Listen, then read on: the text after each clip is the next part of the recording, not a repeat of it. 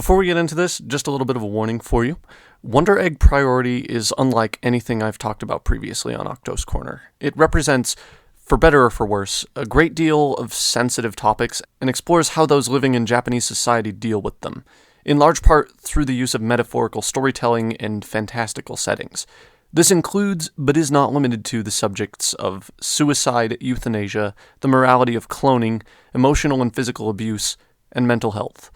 Viewer discretion is advised.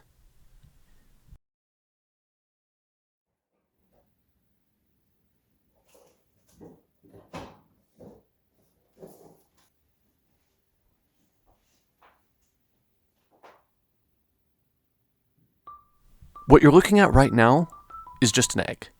There's no inherent meaning to it. There's no flavor other than exactly what you imagine raw egg tastes like, and there's no substance to it other than its own natural components. It is, however, not an egg that anyone is ever going to suspect will hatch. You can't use it to make primordial monster beings, and it isn't going to become a chicken someday. It's simply going to be an egg, until I decide to cook it up and eat it, or spread it raw over a nice hot bowl of rice. In that way, it almost seems fake, despite the fact that I know it isn't. It's exactly as I said. It's only an egg. Today we're going to talk a lot about eggs.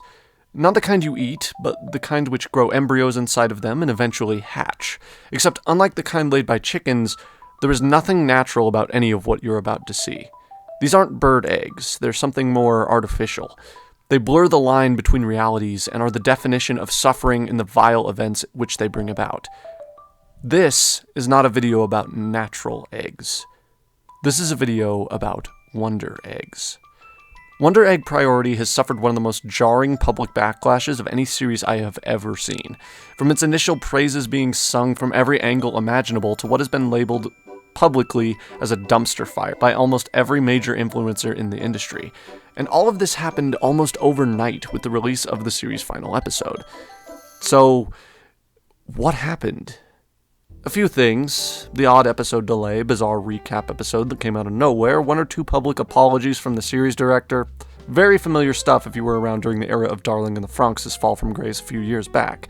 In fact, this whole cycle feels incredibly familiar if you've been watching anime for a while. A show begins, everyone loves it, and then, perhaps under the weight of its own ambitions, it cracks. And the ugly insides of some of the most horrible content in animation history greet the world as the fanbase laments yet another loss of potential. But unlike those other projects, I don't believe Wonder Egg Priority is the next Darling in the Franxx or Sword Art Online. It isn't perfect, mind you, but it isn't as bad as you've been told, at least not for the reasons that you've been told it's bad. No, Wonder Egg's problems lie deeper than any of that, but in order to get to them, it's important to understand what Wonder Egg Priority is actually about. Much like a real egg is rich with nutrients, Wonder Egg Priority is rich with detail. And part of the process of actually making sense of that detail involves cracking through the shell, as it were. From where you're sitting right now, this is just an egg. And this is just a show. But the thing is, in the right hands, an egg can become something other than just an egg. It's an ingredient with which to create a culinary masterpiece. The question then is, given that I have little to no experience with this, what exactly can I make out of it?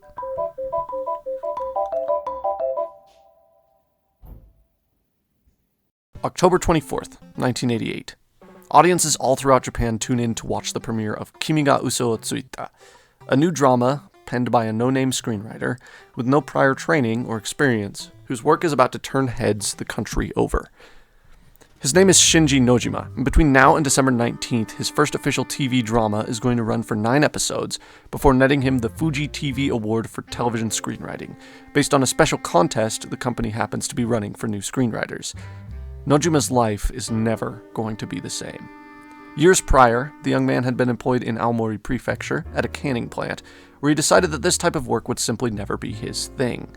To Shinji Nojima, this life of toil needed to be escaped if he was ever to find happiness. That he needed to make something of a difference, if he could. He needed a way to leave his mark on the world. And as luck would have it, writing turned out to be it. I had to find my way of establishing my own identity. If it hadn't been screenwriting, it might well have been something else. His success on that first project would eventually lead the then 28-year-old writer to get his first real taste of fame from his work on a project called 101 Proposals. And from there, Nojima continued to release local hits of all forms and build up a reputation within Japan as a notable young force of writing talent.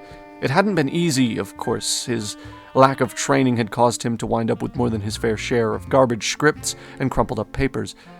But as Japan's society began to change in the early 90s alongside the rapidly bursting economic bubble, Nojima felt it was time to take a risk on his work. 1993's Koko Kyoshi was not universally acclaimed by everyone who saw it. Not even remotely so. Its controversial depictions of high school violence reflected a society that, at that point in time, shuddered at the thought of such topics. It is, however, among Nojima's best work, and for all the controversy, one of his most profitable as well. To date, the original project has been remade at least 2 times, to varying levels of success, though none have come close to the impact that the 1993 original had. This was the point where the types of works Nojima would become known for began to emerge. The Japanese society was his canvas, and using his screenwriting as a brush, Nojima would come to paint incredible pictures that were unafraid to call out the country's most taboo of topics. In 2019, he would use animation as his medium of choice for the first time, though it wouldn't be until January 13th, 2021, that his vision would finally be shared with the world. Over the course of this video series, yes, I did say series, unless you're watching the supercut of all the videos together, I'm ruining the pacing of the video by talking about this. Anyway, over the course of this video series, we're going to uncover the creation story of that 2021 anime series, bit by bit. And at the same time, we'll be analyzing the visual language of the series, along with various other creative decisions made along the way, to uncover the actual story and artistic intent behind Wonder Egg Priority itself. And of course, once all of that is finished, and perhaps here or there along the way, I'm going to be reviewing the series based on what my analysis uncovers. Hopefully, once everything is said and done, you'll see all of this as more than just another bad egg. I'm Octo, and I think it's time to start looking at Wonder Egg Priority a lot closer. Let's get started.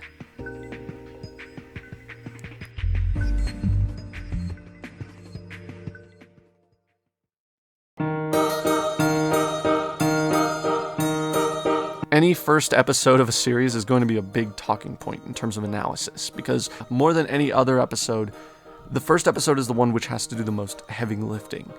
In Wonder Egg's case, all that density in terms of detail and social commentary needs to be accepted by the audience right away, so that the remainder of the series can get itself underway. And because I lack the lexicon to properly explain what I mean by that without completely breaking apart the contents of Episode 1 is going to take a bit longer to explain than most of the episodes which follow it. In other words, it's going to take a while to cover Episode 1. But it's also imperative that it take that long, because if any of these details are skimmed over for the sake of time or brevity, none of what happens later on in the series is going to make any sense. Let's start by asking a simple question then. At the beginning of Episode 1, a girl stops in the middle of the street to pick up what looks like a dying firefly, right? After being nearly hit by a car, she carefully gives the poor creature a grave nearby. The question then is, why exactly would a person do this? More specifically, why exactly would this particular person do it? As it turns out, this is not a simple question. This isn't a quirky character trait of hers. We know from later on that this girl that we're seeing here is not typically a fan of bugs. If you pay attention to the way she moves, however, understanding her state of mind starts to become fairly easy to do. Listless, almost dead-looking, she isn't thinking about anything in her immediate surroundings right now. She's looking for something, for meaning, perhaps. Standing in the street, an individual is lost and looking for direction. She's clearly in a mental state where she's waiting to find a message meant for her, whatever form that message may take. Maybe this girl didn't think she'd come home. Maybe she thinks there's nothing for her to come home to. Any other person would just see a dying firefly, but this girl isn't thinking like any other person. This girl is looking for something to convince her not to die. In that kind of mindset, this bug isn't just another bug at all. It's an objective marker. A yellow jacket from behind, immediately the word caution comes to mind. But a sunflower on the front becomes visible as she turns to face the unwelcome light. These blossoms are commonly confused to mean joy, but in the language of flowers, there are 2 commonly accepted meanings for sunflowers. The first is an unwavering admiration and loyalty. something repeat viewings will shed new light on, as a question of loyalty is arguably what led to the tragedy that this girl now mourns. The second, more speculative meaning, is arguably the most relevant of the two in this context, albeit for completely different reasons. In Victorian floral arrangements, the presence of a sunflower is meant to reference the empty promise of false riches, a sinister truth behind an innocent-looking blossom. Caution indeed. Then there's the car with Google Maps clearly visible from the view of the inside we get in this shot. This is not a normal thing to emphasize. And in that fact, we can determine that there must be something of value to gain from its presence, right? Why show it this way? Simple. It's to emphasize that the girl we see before us is directionless, but the driver is not. I rest my case, this girl is looking for meaning. The glowing bug is a checkpoint marker. She wouldn't normally do this, but the girl picks it up and gives it a grave. This is considered good manners in most cultures, but in Japanese storytelling, particularly within the realm of anime, I've noticed that it's accumulated more of a commentative meaning. It's used in multiple series, but its use is meant to denote something out of the ordinary, or someone out of the ordinary. Nobody notices the dead animal, everybody passes by, but the right thing to do is bury it, right? It's a deep-seated metaphor for the way Japanese society typically views social issues or problematic occurrences that may be happening nearby. Bury the cat, so to speak, and you take care of the problem. Be the one who helps, not the one who passes by. The same moral found in the story of the Good Samaritan, which is commonly retold in Christian sects. But there's actually two sides to this story. In Nekomonogatari Black, we see an examination of the other side. Tsubasa Hanekawa buries the cat, and the cat comes back to haunt her. In other words, by taking care of others, you're also making them your problem.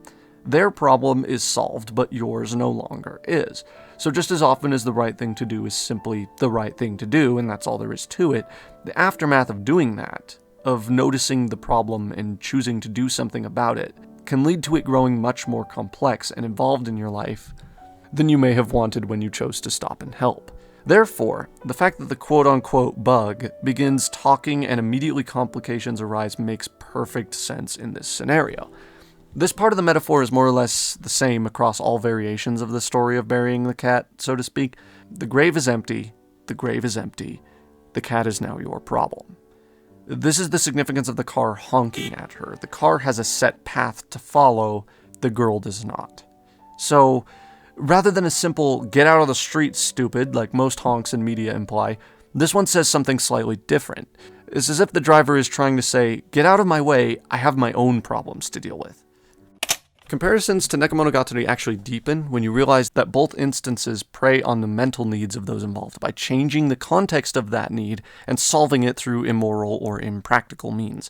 Hanekawa by fighting fire with fire, so to speak, violence killing her parents who hit her, when all she actually needed was validation and a sense of familial belonging. Ohto fighting to save and make friends with people who have already died or who are equally suicidal instead of actually going to school or building lasting friendships with living people. Okay, let's take a look at the bug itself, shall we? The bug moves robotically, but the girl does not. This is deliberate, not an animation trick done to save money. Other animation tricks to save money are done later in the series, but none of those, aside from the obvious ones that all Japanese animation projects employ, are used in this episode, so we can reasonably assume this jagged movement means something. Next we have the girl's name. Ohto Ai. In Romaji, Ohto Ai's name is spelled with two letters. AI. Artificial intelligence.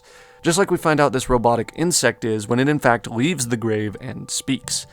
Just like a quest marker or important item in a game, the bug is a lure to trick those chosen few who are in a position to bury the cat, as it were, to make it their problem. Remember this fact, it will come back later. This adds even more context to the car from earlier. Both I and the driver are being guided by artificial intelligence, being given direction and led down certain paths without even thinking about it. So, whatever it is that built this bug wants to lure in people who care about helping what's already dead. The common theme so far seems to be blurred lines between artificial intelligence and organic life, opposites that, once you think about it, aren't actually opposites at all. This is reflected in Ohto's eyes. One blue, one yellow. They seem opposite, and you probably remember them as being opposite colors, but they actually aren't. The opposite of yellow is purple, not blue. The opposite of organic life is death, not artificial intelligence. But the more you think about artificial life and testing with it, the more you have to think about what life is to begin with. Just like how for years, the argument over the color indigo continues to be whether it's a shade of purple or blue. The line between dead and artificially undead blurs. The line between blue and purple blurs. The morality of using the dead to test an AI is no longer so crisp and clear, and as we continue to follow AI toward innovation, we keep putting our trust in our technology without stopping to think about whether or not the place that AI leads us to is actually the right place to go. Just like how Ai follows the bug with a sense of childlike curiosity, only beginning to doubt its guidance once she's already too far in to make a choice about whether she wants to go or not. All this has been foreshadowed within the first 3 minutes. All of it becomes important in the series' final episodes. Trust me, we'll get there eventually. Even the environmental lighting is hammering this point home. Day and night are opposites. The sky, however, is showing us neither. Instead, we get the exact middle ground. Not exactly bright as day, not exactly dark as night either. A perfectly blurred mixture of the two, making it impossible to tell on a first viewing if the light in the very first shot is fading or brightening until we see it from a different angle. According to the visual language, this is what Wonder Egg Priority is telling us it's going to be. A conversation about the differences and similarities between life, death, and artificial intelligence. This is our series' thesis statement, if you want to call it that. Immediately after the pieces of that statement fall into place, we abruptly cut to black. This, too, is deliberate. It didn't fade or match cut or do anything like that to imply the metaphors of the previous scene are going to be continuing over to this one. It's the show using its visual direction to say, hey, stop thinking about those ideas, let's put those on hold for now, and let's look at something new. A direct cut like this is pretty clearly trying to differentiate between the intent of the visuals, meaning that what comes next is going to be different. We've had abrupt and sudden cuts before, so the only tool left in the visual language lexicon to communicate this change in intent is by cutting to black completely, which is why that's exactly what happens. How do we confirm this? Again, with visuals rather than words. Immediately after that abrupt cut to black, we just as abruptly cut to another metaphorical establishing shot. So, real quick, establishing shots are meant to give the audience context on setting, right? But in this series, the setting is going to change a lot, and the backgrounds have already been shown to enhance what is being established rather than establish points for themselves. This is not always the case in visual media, but it is here, and the director has been very deliberate in the cold open to show us that. In other words, Wonder Egg uses establishing shots just like any other series, but it also uses metaphorical establishing shots. Shots where characters don't immediately move and give us time to get a good look at them first. By opening the next scene with this kind of shot, we can actually get a feel for what the imagery of the next scene is going to be conveying based on the very first frame.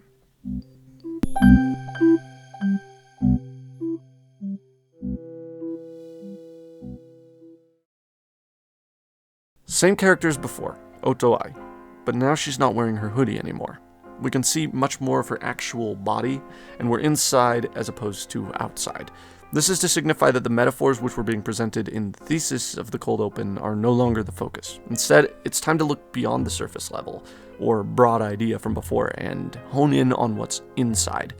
Instead of seeing what I stands for, now we get to see more of the real her, which is reflected by the difference in the amount of skin you can see in frame compared to before. This subconsciously conveys to the audience how much of Ai's character they can reasonably hope to understand in the scene. This is about what's inside the hoodie, the person.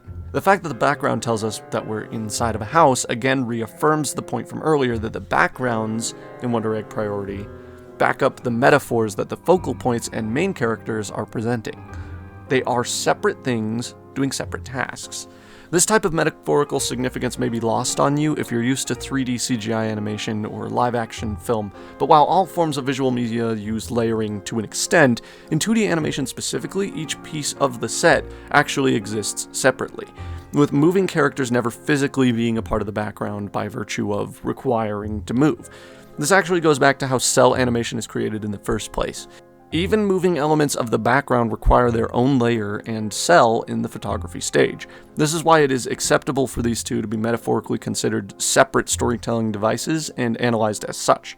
They literally have to be created separately as separate pieces of art, which support each other in order to tell the story. So we've established now that instead of looking at the world and making a statement about the society within it, instead this scene is going to be character-driven.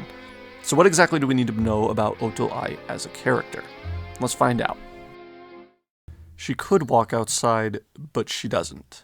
She only walks outside when there's nobody else around, and when there actually was somebody else around, she didn't actually seem happy to see them.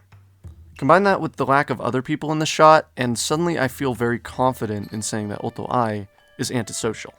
Additionally, the amount of abrupt cuts to different angles, activities, and rooms implies that she stays inside for a longer period of time than most people would. The slow, laid-back nature implies that she probably isn't going to go to school, and for that matter doesn't have much of anywhere to go in any sort of hurry. When she takes a bath and after the fact still isn't wearing anything that your typical Japanese person would probably wear outside of the house, it becomes clear that she isn't going to school, furthering the notion that she is antisocial. Throughout all of this, the only actual exterior shot we get doesn't actually tell us anything about where we physically are.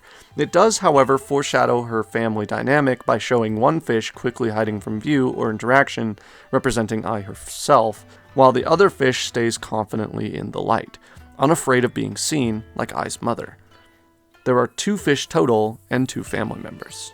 In fact, Ai doesn't seem to enjoy being in light at all, preferring instead to stay in the shadowed parts of the shot wherever possible. There's not anything definitive to say about that for now, but it is interesting that the shadow imagery only seems to intensify shortly after the fish shot occurs, almost emphasizing the point that was being made in this moment about light and shadow. It's possible that it's meant to represent that she doesn't enjoy attention, the car's headlights from earlier acting as sort of spotlights, and Ai's expression conveying everything else. But again, there's nothing here that can be considered 100% definitive. It is, however, an interesting contrast because Ai is human, but prefers to hide in the shadows, while the actual AI is hidden in the shadows, but longs to be allowed in the light. Once again, it's a very clever way of contrasting the not quite opposites, like we discussed before, even before those not quite opposites have been made aware of each other or even introduced to the audience. Note, we also get to see her in her room, labeled Ai, which is written in katakana, not hiragana, further connecting it with the English term AI, as katakana is used almost exclusively as a way of writing borrowed or foreign words. You'll notice that up until now we haven't actually spoken at all about the dialogue, but it's at this point where that aspect starts becoming important.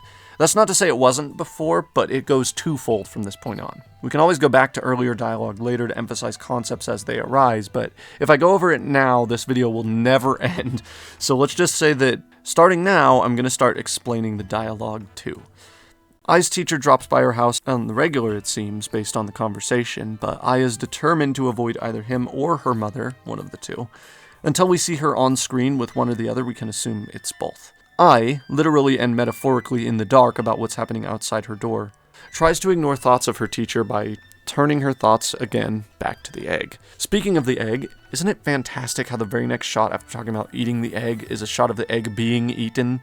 It tricks us for a split second before proving us wrong when Ai continues to talk about the egg while eating a regular egg. We also know it's more durable than a regular egg because of this moment. A regular egg breaks, here's proof.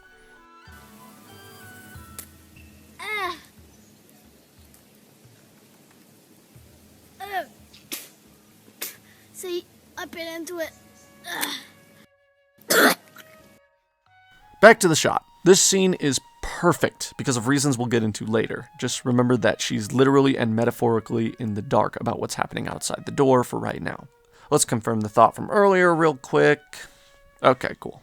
Alright, so as we soon find out, leaving home at night, or as the dialogue and backgrounds hint at, early in the morning, is a common Ohto Ai practice. But obviously, she isn't going to end up in the usual spot.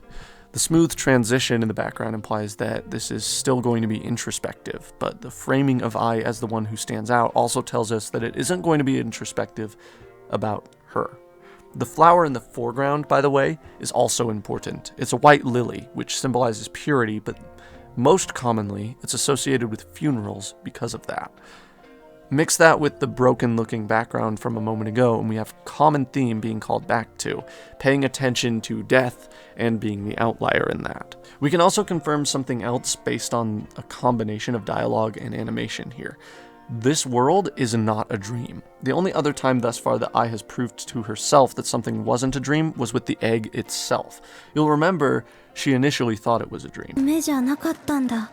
But we can also infer that this isn't quite reality either, thanks to what the bugs said before. 夢じゃダメか。現実の方が良かった？ So if it isn't real, and it isn't a dream either, it's either a hallucination or a simulation. Thus far, Ai hasn't touched anything except for herself. We're gonna pretend like I didn't just say that and instead choose to word that much better than I did. So the moment it's proven that she can interact with something tangible in this environment, we can also conclude that this is a simulation or is in some way related to computers or AI. I think it's pretty obvious by now what the next couple of scenes are going over in terms of metaphorical imagery, especially if you've seen the show recently, but I actually believe that this first encounter, while not necessarily bad, is at the very least narratively misleading on a first viewing, and can very easily set you up to be disappointed by the finale. Let me quickly explain why that is, in case me saying that confuses you. Most people seem to think that Ai and the person she meets in the egg world during this adventure suffer from the same problem, and they have every reason to think that bullying is the reason Ai is antisocial and refuses to go to school. In fact, based on how she reacts, you could easily misunderstand what's happening here as a PTSD-induced nightmare. The only hint at what's actually going on is the previously mentioned white lily and its distance from Ai. The lily is inside the class, Ai is outside, which means that she's an outsider in this world looking inward. The important thing to remember here is that Ai did not get bullied. I mean, she did get bullied, but not to this extent. That isn't at all why she's antisocial, is my point, and it isn't what she's struggling with, as we find out later on in the very same episode. She's not reacting to the bullying itself, she's reacting to the literal faceless hellspawn who are doing it and the strange voices saying terrible things on the loudspeaker. This fear is literal, not metaphorical.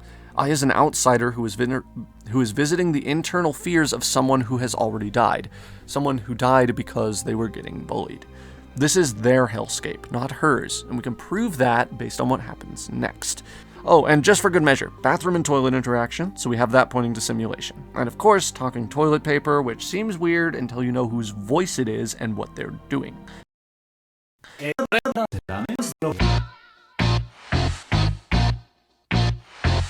We can have further proof based on a conversation that happens in just a moment, but for now, let's answer a few questions and also start asking some more too. The Seeno-Evils represent bullying, and they're being guided along by these freaks of nature who have pinpoint accuracy with axes. In other words, the Seeno-Evils don't have eyes. They don't see the bullying or the level of hurt that the bullies cause. They just laugh along. They aren't the perpetrators, but they aren't innocent either. The actual perpetrators are the only ones who actively are shown hurting. Name? What was her name? Name? But they do it from the distance. They throw axes as a metaphor for throwing words. So there are the perpetrators and those who simply laugh along. It's such a simple metaphor, in fact, that the series expects you to figure them out immediately. You shouldn't have to think about this particular metaphor. It isn't supposed to be important. Now that that's settled, though, I have several questions. Namely, why does Kurumi know about the simulation? If something comes along later, we'll answer this, but if it doesn't, that's a plot hole. She actually seems incredibly familiar with this entire system already, and says as long as Ai's heart and eyes remain intact, she's immortal in this world, which is, as she puts it, あなたにとっては夢だけど、私にとってはこれが現実。 You can actually make the argument that since this girl is really familiar with how this all works, and she wears an egg-shaped earring, that she's been through this whole system multiple times, which may be true given her visual similarities to another character, but I don't currently have any evidence on that, so we're just going to move on for now. Do not worry though, we will be back on this subject later. Oh, also, she says this, and it isn't wrong to apply that idea to the rest of the series, but it also is not the point of the entire series either. It's just insight into this particular character's viewpoint, though, like anything with talent behind its writing, it is going to be something that gets called back to later on, once or twice. A surprising amount of people took this statement here and ran with it, which is unfortunate because it isn't actually as integral to the point of the series as you might think, though it is incredibly profound, as well as extremely applicable to gacha games and other free-to-play experiences. Hit the link in the description. The girl here is also shown to be wrong about other things too, though. Like when she says that I wouldn't have broken the egg if she had friends, when in fact she only broke the egg on accident when she threw it at the toilet paper man to try and get him to stop yelling at her. She threw it as sort of a defensive reflex, if you will. Hatching a friend, as it were, was not at all what she was attempting to do, though in the grand scheme of Wonder Egg priority, this assumption is more or less true in a sort of meta sense. This girl is the follow-up to the cursed cat comparison, by the way. I made Kurumi her problem by choice at first, and now wants nothing more than to get rid of the problem entirely. It's worn out its welcome, if you will. So, instead of putting herself in harm's way to save the dead cat and give it a grave, she just lets the Seeno-Evils go right past her because they don't attack her on their own. Only the perpetrators do. Sorry, I really enjoy using that clip. The animation is just really good, and the musical timing, it's freaking awesome. Okay, but where were we?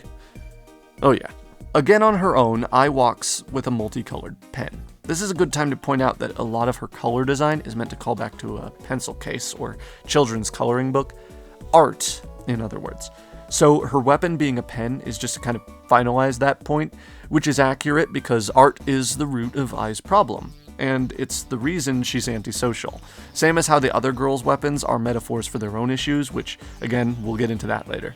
These flowers, messed up and abandoned on the floor, are synonymous with Buddhist funeral floral arrangements, so death and the fact that they've been dropped on the floor is a metaphor for Ai abandoning Kurumi in the previous scene. The door is a common way of expressing a change or gateway between two worlds, so Ai going through it changes the narrative focus to be more self-centered and main character focused because she's abandoning the needs of others, as it were, and that idea is confirmed by what happens next on the roof. That's why it makes perfect sense to put a flashback here, where, just like we discussed, bullying is not the problem. Ai bullies herself more than anyone else bullies her. Granted, she does get bullied, like I said, or at least she claims she does, but the way she carries herself implies that she beats herself up over it more than other people do. So if I'd have to guess, I'd say that bullying probably came from elementary school and has simply haunted her ever since. Notice how Ai views the character of Koito. Emotionless, somehow. Unreadable, regardless of her expression.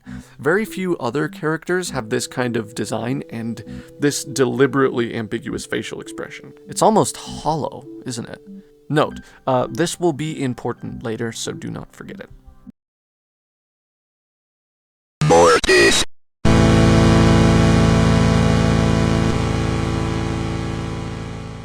This is the world of Wonder Egg priority. Horrific imagery is not censored or hidden. It isn't even treated with any sort of sensitivity. It just is. I do not care for this way of doing things. I understand that it's the motif, but I have issues with it that go way beyond understanding or not understanding the way suicide is depicted in Wonder Egg priority and the reasons for doing it that way. We will get into what those are very soon. For now, though, let's go back to Koito. Koito doesn't give up on the girl who gave up on herself.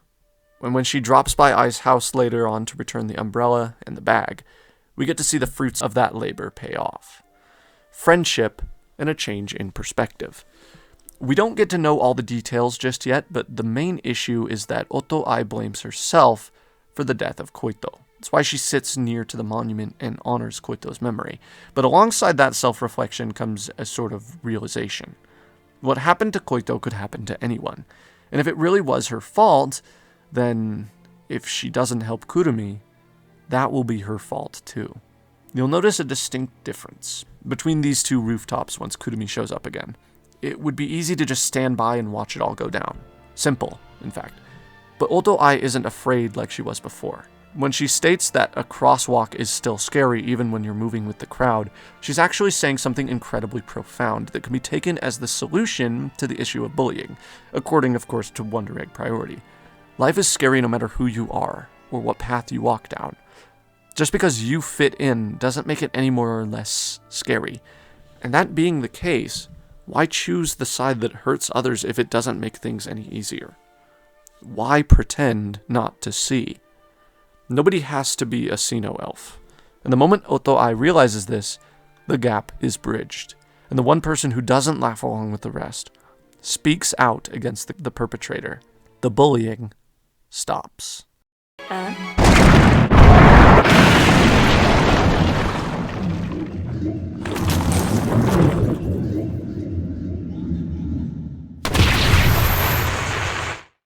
And yet, this still isn't quite right, is it?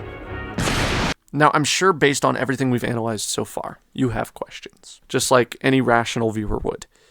There's a lot about this whole thing that still doesn't make sense just yet, isn't there? Well, I recommend getting comfortable, maybe grabbing a snack or two, maybe even cooking up some eggs if you feel like it, because there's a lot to unpack about what happens next.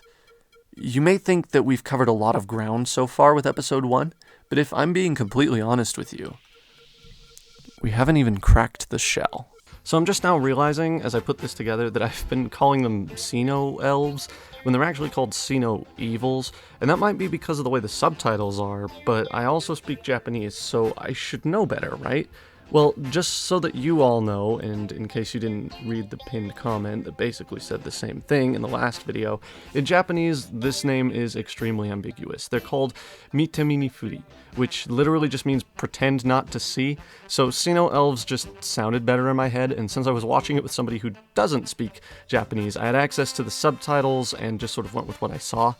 On a first viewing at least. I didn't actually notice when I was rewatching the show for this video, because I haven't been using English subtitles, I've been using the Japanese ones and just sort of writing my own English subtitles in where needed. So it wasn't until I looked at the fan wiki to cross-reference something about Kurumi that I ended up realizing that there was a discrepancy there, and so that's why it hasn't been addressed until now.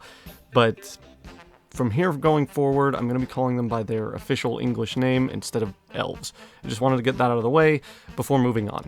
Okay, cool. Speaking of moving on, we're still stuck in episode 1 and have by now been talking about it for almost twice as long as the actual runtime of the episode, so it should come as no surprise that there are still a few things left to talk about before moving on to episode 2. First of all, the simulation does in fact have lasting effects on those who do battle within it. We see that for certain when Ai completely collapses due to blood loss during breakfast and is subsequently brought to the hospital. Again, the teacher is here, taking an unusual amount of interest in Ai considering that she never actually goes to school. Keep that in mind, it's important for later. He arguably hasn't done anything a normal teacher wouldn't do, it's just the way he talks about her and his tone of voice that seem ever so slightly out of the ordinary compared to any normal high school teacher. Kurumi is still a bit of a mystery, and there's no definitive answer as to why she seems so knowledgeable about everything, but I happened to notice a fan theory while combing through the series subreddit that I think might actually have some believability to it, so we'll start there. Feel free to pause the video and look this over if you'd like. I won't be going over it in 100% detail, so it's better if you have context before I start talking about it. Have you read it? Okay, good. I think there's a high likelihood of it being correct to a certain degree, but there are still just a few things about Kurumi and the way she's talked about that don't add up. The first is the conspicuous way the first simulation ends, with Kurumi saying, "Please remember me," and the loudspeaker, which is, again, the same voice from earlier saying, which obviously carries a lot of implications with it. The weirdest and most telling piece of dialogue, though, happens when Ohto Ai asks the bug if Kurumi also committed suicide, to which the bug replies, No comment. No commento. Knowing the way Ura and Aka operate, it could be that they're simply messing with her, but I think the more likely answer is that the bug refuses to answer because, in most cases, the girls in the Wonder Eggs have committed suicide, but Kurumi was killed by a dot hyphen, making her the exception. So rather than explain all of that, it just lets Ai come to her own conclusion about what happened, which unfortunately means that, unless there's some sort of background detail later on, this plot point just needs to be left as ambiguous, or a plot hole, or just something that we can't fully explain. I'm going to let you decide which one it is for now, and based on how often this kind of thing happens throughout the rest of the series, I'll decide what I think once we get to the end, which is a very, very long way away from where we are now. Kurumi aside, let's get a feel for our new surroundings before we move on. First and foremost, these two are called Ura and Aka, and we'll get back to them later. Especially you. Oh, trust me, I'm gonna love talking about you. There's also a lot more to explain in terms of the setting here, but again, the time to talk about that is going to come up much later on. The only thing we could even do right now without ruining everything would be to try and analyze every single flower species we see and try to see if their use is thematically relevant or not, which would take way too much time to realistically...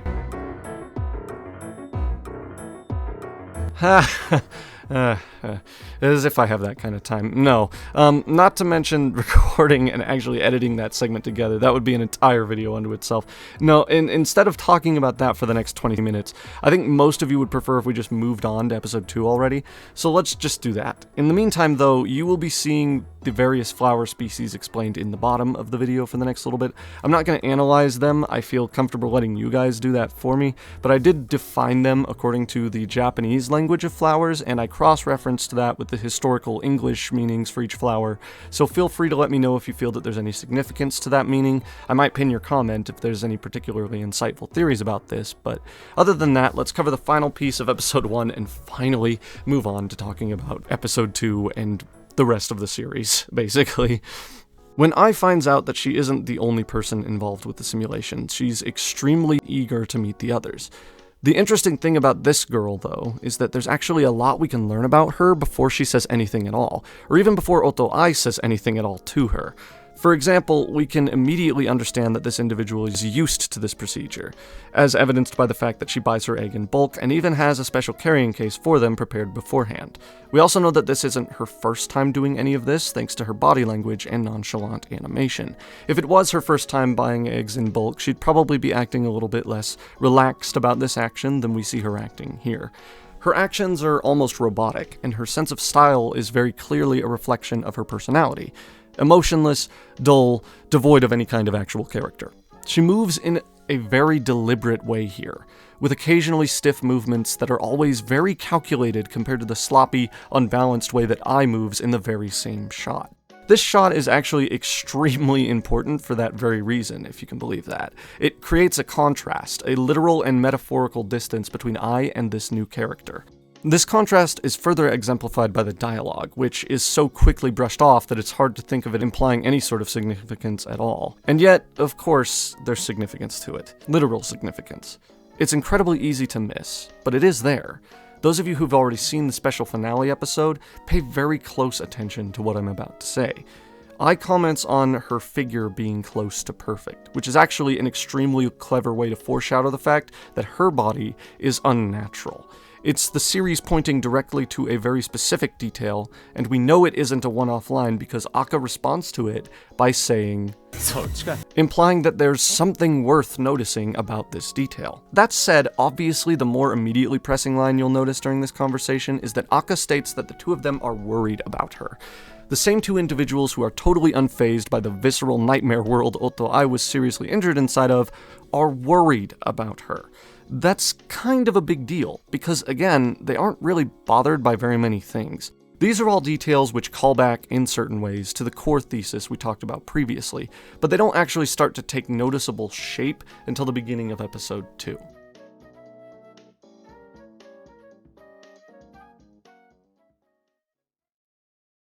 This girl is Nieru Aonuma.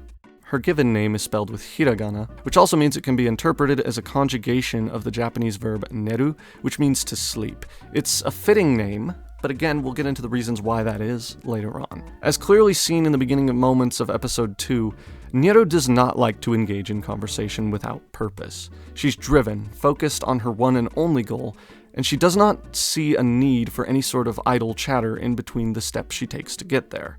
No matter how hard Ai tries to interact with her, Nieru refuses to acknowledge Ai's existence in any meaningful way.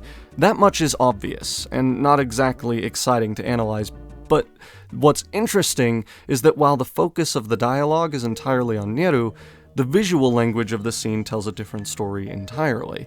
The moment Ai enters this scene, she becomes the focal point, with Nieru immediately getting blurred out. The way Ai sheepishly glances around and nervously tries to interact is a stark contrast from the way she acted before. Her hood is down, and her whole head is proudly visible as she walks in the light, something that episode 1's depiction of the character tactfully avoided. It shows that she's learned from the events of the first episode, and seemingly meant what she said about not just sitting back and watching other people suffer anymore. Of course, she still covers up her heterochromia, but what matters is that an attempt is being made here. Likely the first in a very long time. The same girl who previously hid in the shadows now stands with at least a small amount of confidence out in the light, trying to move forward. To hammer this point home, the background of this shot shows a mural of sunflowers, the plant which is meant to represent Ohto Ai as a character, as we discussed before. The mural begins in shadow, then shifts through a small middle ground and into the light. Nieru chooses to ignore it completely and continue walking down her own path, not even for a moment, pausing to notice the change in color or assess what might await her in the light. But when Ai walks through, though, she stops, unable to so freely walk into the light. It takes effort and willpower to force herself to move forward, something that comes through very clearly in the way this scene is animated. I also want to point out that the way Ai deliberately stops without walking into the light proves my point from earlier about her not wanting to step into the light at all. Her brief moment of confidence went ignored, and as such she begins to regress back into isolation before forcing herself onward. Though, granted, she still is shown in shadows for the majority of her screen time up until the opening begins. When Nieru finally does choose to acknowledge Ai, it isn't with a proper response to Ai's questions, but is instead with a question of her own. She isn't willing to give out any information about herself, yet for some reason Ai isn't suspicious of that and answers right away. After all, this conversation isn't actually about Nieru at all. It's about Ai. She's the forefront and focus of every shot. She's the one who we're learning more about. Perhaps this is why, when discussing who it is Ai is fighting for, Nieru so swiftly accuses Ohto Ai of fighting for herself.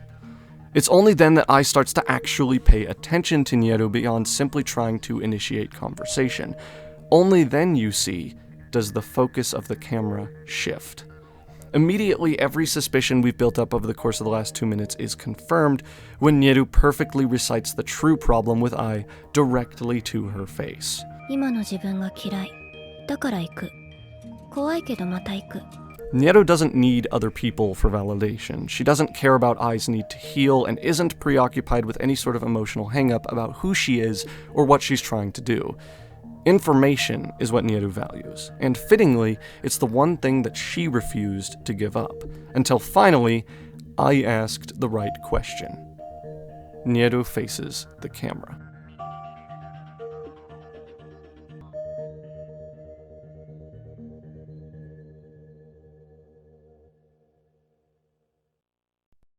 There's an interesting interaction which happens in the next scene between Ohto Ai, her mother, and the overly friendly teacher from the end of episode 1. A teacher who, if I might add, becomes progressively creepier in the way that he interacts with Ohto Ai as the series goes on. While there's certainly a lot to unpack about that, the only immediately pressing detail is the way Ai immediately reverts back to full isolation mode the moment she sees him, staying that way for the next little while. There's a lot to discuss about this for sure, but instead of talking about it right now, I think we'll save that discussion for when we get a little further in, and you'll probably be able to see why.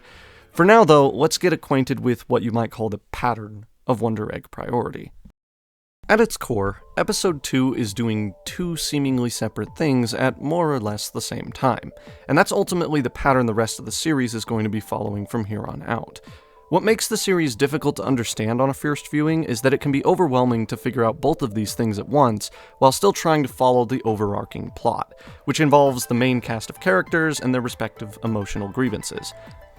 While up until now I've been doing a lot of extra work to try and showcase both at the same time, a pattern is thankfully starting to emerge that's going to make Wonder Egg priority a lot easier to follow from here on out. That means that unless it's relevant to the overall point of Wonder Egg priority, most of the Wonder Killers won't have to be mentioned in excessive detail here. In fact, some of them probably won't even need to be mentioned at all, thankfully.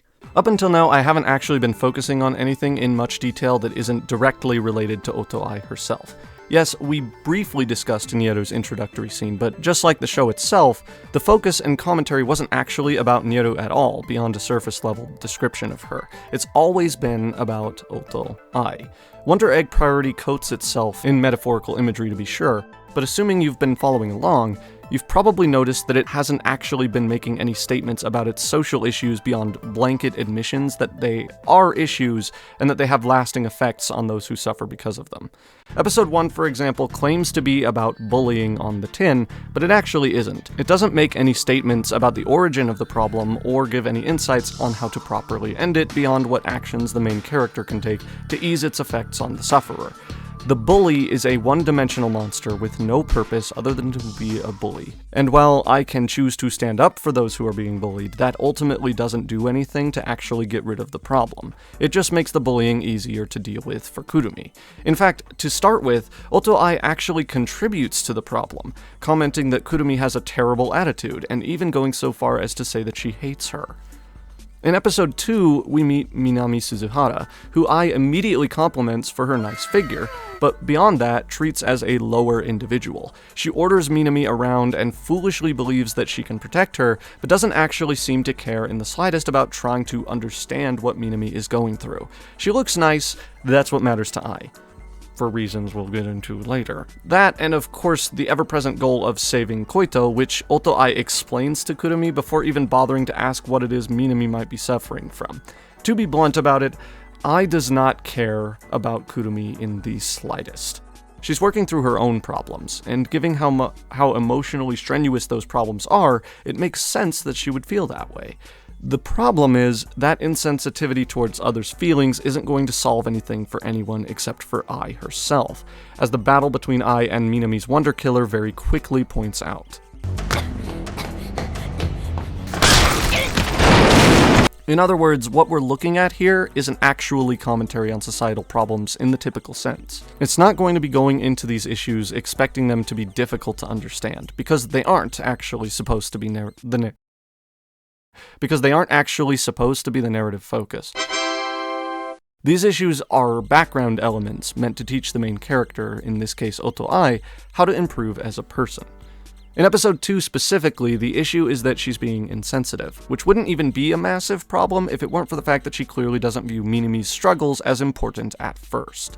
When she compliments Minami, the poor girl's reaction tells us Ai has touched a nerve, or at the very least, that Minami's figure is a sensitive subject for her. This is then immediately followed up by Minami verbally confirming that her figure isn't something she's proud of, but instead a source of stress because of her abusive coach. I can't really think of a way to explain why this is problematic without using an object-based analogy, so let's return to the kitchen for a moment. Okay, so we have the egg, which represents Wonder Egg priority itself, right? And in order to prepare a proper omelet, there's a few extra ingredients we're gonna need. By placing these important social issues in the background, instead only using them as guide rails to keep the main characters developing in most cases, Wonder Egg priority feels as though it's saying, today we're cooking with these ingredients. These ingredients are here too, and we'll put them next to the plate when we're finished cooking, but we aren't actually going to use them for anything. They're just gonna be there. Now, I realize that I'm here to analyze and not criticize. And please note this isn't always the case in Wonder Egg, but for episode 2 at least, the pressure to deliver and the psychological damage that can result from that pressure are not the narrative focus. That being the case, there's no reason to show the teacher physically abusing Minami in such grotesque detail. At least not as far as I can tell. If all this scene is meant to do is make the statement that there's a difference between pushing you to be your best at what you do and verbal abuse, congratulations. And that is a problem. You're right. Granted, you could make the argument that Ohto Ai suffers from the same problem as the Wonder Killer, but to a lesser extent, where she only really wants to use Minami as a stepping stone to get what she really wants, another shot at closure as opposed to fame and recognition, and that she doesn't really listen to or treat Minami with the proper level of care and respect. But on the other hand, I think there's a pretty big difference between being unintentionally self-centered and, well, this. And I suppose there may also be a point to be made that her imperfect figure in both forms is proof of her hypocrisy as a teacher, since despite how hard she pushes her students, she is far less than stern toward herself. But I wouldn't go so far as to argue that her form prior to the transformation is something to be ashamed of. She looks fairly normal, if you ask me, albeit a little bit creepy in the face department. But as far as I can tell, this issue, which is very real and has real effects on real people, isn't being used for anything substantial enough to excuse the visuals in this fight. The monster design and brutality seems to be used for nothing but pure shock value. And if I may be frank about that, it does a massive disservice to the rest of your show when you do things for shock value. It's an important issue, yes, but did you need to be quite so on the nose about it? If not, and there isn't explicit meaning behind doing it this way other than just to point out that it is indeed a problem that could lead someone to kill themselves, it feels strange that the overall message of this episode isn't explicitly connected to the Wonder Killer in any meaningful way. In fact, this kind of grotesque, shallow symbolism is incredibly commonplace throughout Wonder Egg Priority as a whole, which is what I meant by drawing attention to Koito's death scene in episode 1. It is disrespectful and hurtful to those who are affected by these issues, to so bluntly and lightly touch on them, without having a very good reason for doing it. In my opinion, it would have been equally effective to simply show Ai's reaction, or just Koito's feet on the ground. We did not need flies swarming the corpse, or this frankly disgusting full-body shot with neon blood staining the ground. This isn't Danganronpa, after all. I meant to take this seriously. I understand that the image is burned into Ai's memory, that she can't forget what she's seen, but with how brilliantly subtle Wonder Egg's opening moments were, I have to take issue with how this is done. I get that the teacher is abusive toward Minami, but did we really need to see her make such blatant, unbelievable excuses explaining why she was never punished for abusing her students? Did we really need her breasts to vomit colored paint blobs like this? Well, okay. If you're like me, you might have thought that these grotesque designs came from Japanese history or folklore, but I can actually assure you that this is not usually the case. Aside from the Tengu design, none of these monsters are meant to evoke traditional yokai or oni-based metaphors. At least, not many of them. And I know this because when I researched the designs in preparation for this video, I found out that all of the Wonder Killer designs are actually inspired by the bosses in Cuphead.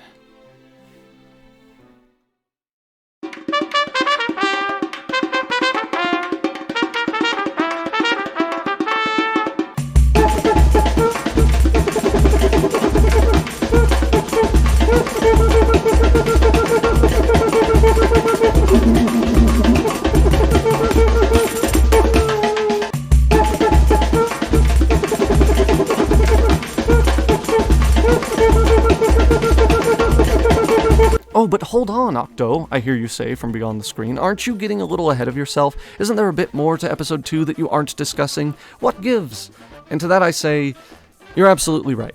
There is. And yes, I guess it is kind of a big deal. When Ohto Ai again finds herself in a school as the setting for episode 2, a couple of very specific questions start arising. While it does seemingly contrast the idea that Ohto Ai is a visitor to this world, which I presented before, I have what I believe is a pretty solid explanation for that. You see, rather than the specific setting, I think the visual language of episode 1 was actually referring to the simulation itself as an unfamiliar world that Ai is a guest in. While there is circumstantial evidence to back up the idea that the dream school is the same building as Ai's actual school, there are one or two things that don't add up here. The door which leads to Ai's actual school roof building is one of them. It wouldn't need to be there if the building was the same architecturally, because in that case Ai could have just gone to the roof herself. No magical teleport door needed. There's also the visual contrast between the school's roofs as seen here. The point is that even though the school does have a visual similarity to Ai's actual school, I think it's more meant to be a generic Japanese school building than Ai's building in particular. Yes, she does immediately know where to go in order to find the bathroom in episode 1, but that's honestly just because most school buildings in Japan follow a similar design philosophy. There isn't much of a difference in layout from school to school. Either way, the school setting is significant, not because it's Ai's specific school, but in a more general sense, it's important because all of Ai's trauma stems from things that happened at school. Ai was bullied to a certain extent, but not nearly as bad as Koito was bullied. In a similar vein, we know from later on that Koito experienced the pressure to deliver as well, to live up to expectations based on her art, in which situation, Ai was a direct competitor. These traumatic events we witness are Koito's problems, not Ai's. Though ironically, that makes them Ai's problems by extension, and by Ai's constant need to play victim. What we're meant to take away from all of this is that even though Ai constantly blames herself for Koito's death, she's taking the wrong approach to it. Koito is not being bullied because she's friends with Ai, she's being bullied because of her rumored inappropriate relationship with the teacher. And on the subject of that creepy teacher, have a look at this face, why don't you?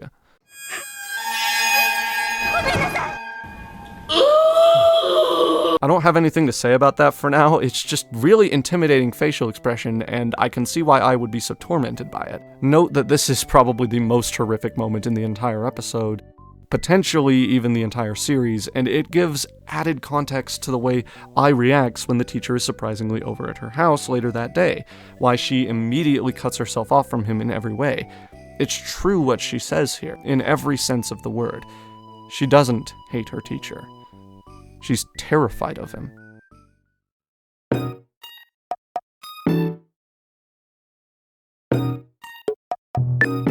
Okay, so far, Wonder Egg Priority Episode 2, while at times grotesque, to the point of being unnecessarily gratuitous, is not all things considered a bad episode. Though it is worrying because of how convoluted a story it's beginning to become. Whereas before we had a statement on artificial intelligence and the lines that blur as a result of its progression, what's happening now is completely different. A character-driven call to action and suicide prevention type of show, explaining why people choose to end their lives and what may be done to prevent others from following suit. That's why Ura and Akka reprimand Ai for being lazy or choosing to run away from the problem rather than confront it. It's through this experience that more of the details we weren't able to get a full grasp on start coming more and more to light, and Ai's ignorance of the way Koito is horrifically abused is, as previously mentioned, not all that different from the way she reacts in episode 1 when she abandons Kurumi. From this point onward, the story is going to very quickly become very complicated, and as such, it's going to become impossible to analyze literally everything like I've been doing up until now without spoiling things for certain other characters early, ruining the impact of certain moments, and ultimately just creating what can only be described as an indecipherable web of brain teasers and unsolvable riddles. Believe me, I have tried. There is a reason it took me this long to talk about Wonder Egg. But for that reason, if you haven't already seen Wonder Egg Priority all the way to the end, now is the time to stop this video and go watch it. I have no idea why you'd be at this point in the video without having already seen it, but consider this your final spoiler warning anyway. Just as one final notice before we start getting into really complicated stuff. At this point, we have at least two different stories to study in Wonder Egg Priority. One is the story of artificial intelligence, which we talked about at length before. The other is the story of Ohto Ai's quest to understand the multitude of factors which led her friend to kill herself. In order to do that, she needs to protect others from their problems, learning how to see beyond herself, and teaching others how to fight against the urge to give up, fighting against the temptation of death. Now, in all honesty, there's nothing wrong with telling a story through disconnected pieces like this.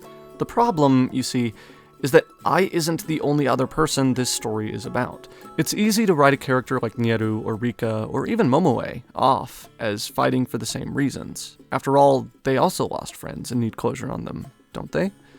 In a broad sense, yes, but to just say Wonder Egg is about fighting for closure and leaving it at that is to ignore the significance of scenery, identity, and, well, trauma itself as presented within the series. Because for each of these characters, a story is going to unfold slightly differently.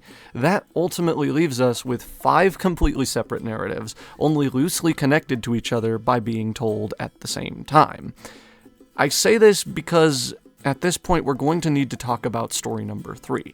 That is, Nieru Aonuma. What little we actually know of her is that she's doing this whole Wonder Egg thing to save her sister. But beyond that, those of us who are familiar with this character's actions over the course of the series will already know that Nieru here is probably the single most complex character in the series, despite, not having a personality. In her attempt to move forward, Ohto Ai visits Nieru in the ICU, which is strange, because given who Nieru actually is, it doesn't make much sense for her to be in a hospital. This scene is made even more strange by the fact that Nieru is hooked up to an oxygen mask, but much like the life support units, that mask isn't actually doing anything. Every piece of machinery in this room is turned off, even the lights, so there's no status on a heartbeat. And despite it seeming like such an obvious detail in hindsight, I have to admit, it took a few viewings before I realized that Nieru isn't actually breathing in this scene either. Pair that with the suspicious dialogue of the mannequin boys from earlier, in which they audibly doubt Nieru's motivations and suggest that it's possible she in fact only wants to kill herself by taking on so many eggs at once, and suddenly Nieru becomes a little bit more off-putting. Personally, I find this character infuriating despite all of this, but we'll get into that later on. It's just interesting that they chose to emphasize what they did here is all. Ai herself is pretty similar to the viewer in this case. She doesn't question any of this, because frankly, like the viewer, she's pretty preoccupied with trying to make sense of what happened earlier, as well as attempting to get closer to Nieru as a friend. She doesn't seem to notice the red flags here, but then again, that's kind of what we're starting to learn is her biggest character flaw. She never seems to read into details or notice red flags. Case in point, what happened with Koito. And furthermore, what happened to her when she discovered the Wonder Eggs in the first place. When I said before that she wouldn't normally stop to bury a dead bug, that the show's opening moments signified some sort of difference from her normal behavior, this is what I meant. It was unlike her to notice such a seemingly small detail, unless of course she too was being tempted into death in the moments that she found it.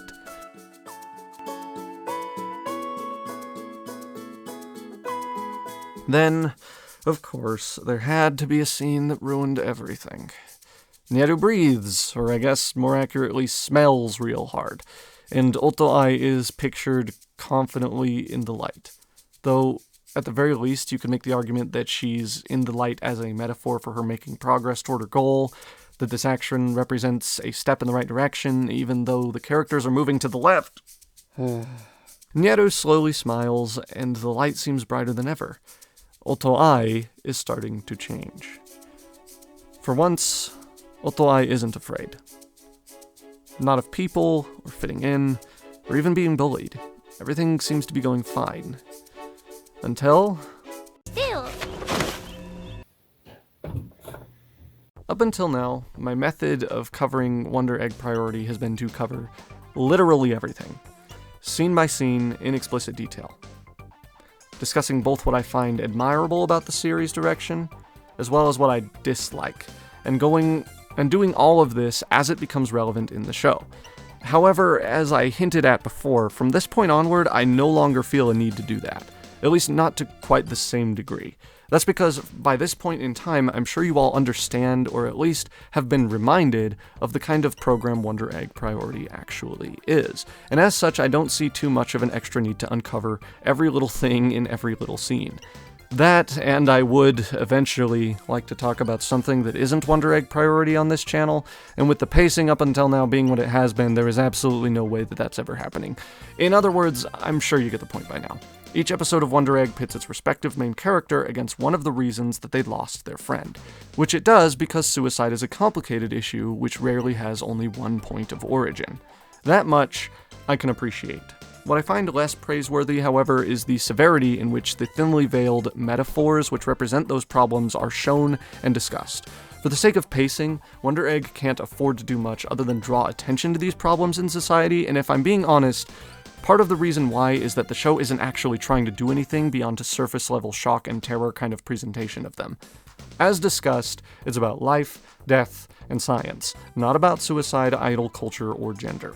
Though obviously it presents these themes as various side stories for those interested in exploring them. Rika, the girl who initially gets played off as a picture-perfect idol, in other words, a stuck-up little brat, is actually closer to the opposite.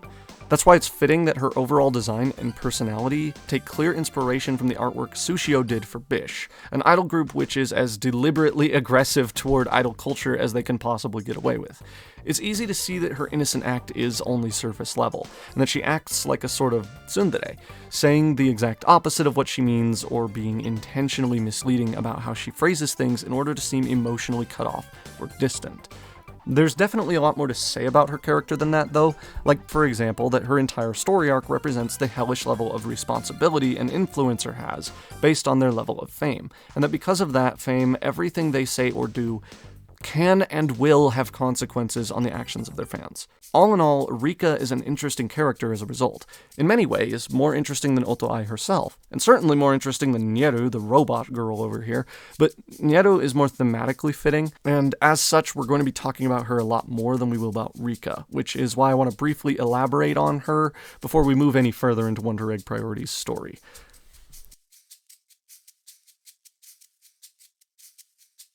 Like I said before, Rika's story has very little to do with idol culture being toxic, though that opinion is made clear by her design as stated before, and very much to do with the responsibility that comes with influence. The girls and Wonder Killer she first faces off against, barring the actual pedophile we see her face at the beginning of episode 3, often call back to the idea that they only followed in an idol's footsteps. Yu died, so they have decided to die too. The main difference between the Wonder Killer and the girls themselves being that the Wonder Killer was likely the stalker that drove Yu to give in to the temptation of death, while these two fangirls, whose designs are really awesome and memorable, only followed what they perceived as Yu's example.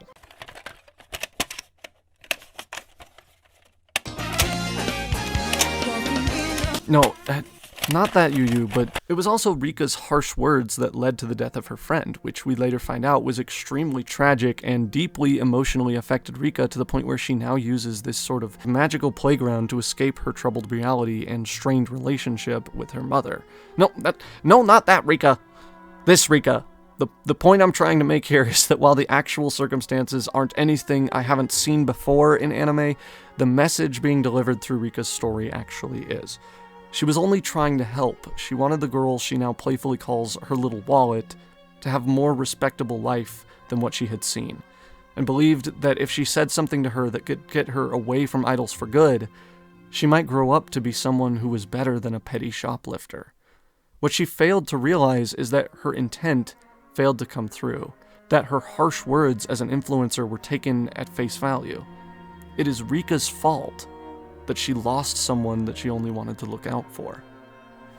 That pain is what brought her here. That pain is why she wields a box cutter and not a microphone. Words cut deep when you have notoriety. And who was it that never saw fit to teach her that?